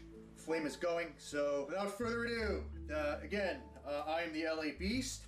This is a science experiment for human science purposes. Nothing in this video has been proved by science, and all we're gonna do today, can human beings survive on 79-year-old World War II Hershey chocolate bars, s'mores edition. Let's just make a fresh 2026 s'mores. You take the chocolate and place it on the graham, and then you take the mallow, and you slightly roast the mallow. We're getting a good char here. We don't want that. We don't want that up here. We don't want that up here. And then we take the roasted thing, get it on there, take the roasted thing, ow! And then smush it down. Oh, that's what we're talking about. Definitely the makings of a delicious 2026 s'more. Already, you know what? I feel like I'm sitting at a campfire. I'm sitting up in here in a sweaty attic. Well, the one thing I will say, which is actually pretty amazing, I'm sweating profusely. My hand is moist, and like as I'm touching this thing, it doesn't feel like it's melting. So I guess they really did make this. I'm just gonna skip him eating it in the end. Have a good day. And mentally, I'm just pretending like, hey, the zombie apocalypse just happened. You haven't had food in 5 days, and I found this thing sitting there. It smells like a mild, rusty, old suit jacket.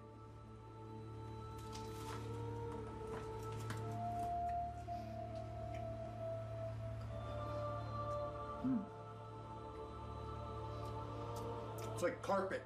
It's like like a dirty, wet carpet. I got like raspberry. There's like a hint of raspberry jam. And then like it finished off with like a 1930s suitcase handle. Like, I think the raspberry flavor is in fact the chocolate. I'm eating 79-year-old chocolate. Right, just as that fresh Hershey's chocolate was shining through. It's just like a raspberry flavored chocolate. It's very dusty. Now I'm getting a hint of crayons. That's what it is. At this point, the 79-year-old chocolate was infiltrating my internal organs. Using to team up with other players to I take forgot on about this. together instead of just killing each other on site, which is a complete turnaround to how. By its Steam numbers, I think I might just be living in a bubble. Because, holy shit, dude. So just like how I initially approached this Does game, it have I'm trading just gonna cards? skip all the preamble here and jump directly into this one. With the headline here being definitely more my speed. And now, I guess because this one was cross-play, I had to make an actual specific account for this one too. And because I was playing on the PS5, it was bugged when I went to make it, and I couldn't actually change my name from the default Bart Gladys. So I guess that's just who I am now. Sorry, everyone who just learned that my real name is Austin. That's a lie now. It's Bart, and it's always been Bart. If anything, it felt like Delta Force was kind of like the opposite problem as Ark for me. There were tons of AI scattered across the map, and they were all decently easy to kill, to the point that I kind of thought I was being too handheld. Even the quote real players were acting kind of sus. So I googled it, and as it turns out, the game just puts you in lobbies with only bots for like the first, I don't know, few hours at least, which fucking sucks, dude. I don't hate the idea of like your first few games not having real people in it so that you can kind of figure it out and hone that in, but don't lie to me and tell me that they're real only for this to be how they act. Like, this is supposed to be a real dude. What the fuck? What's happening?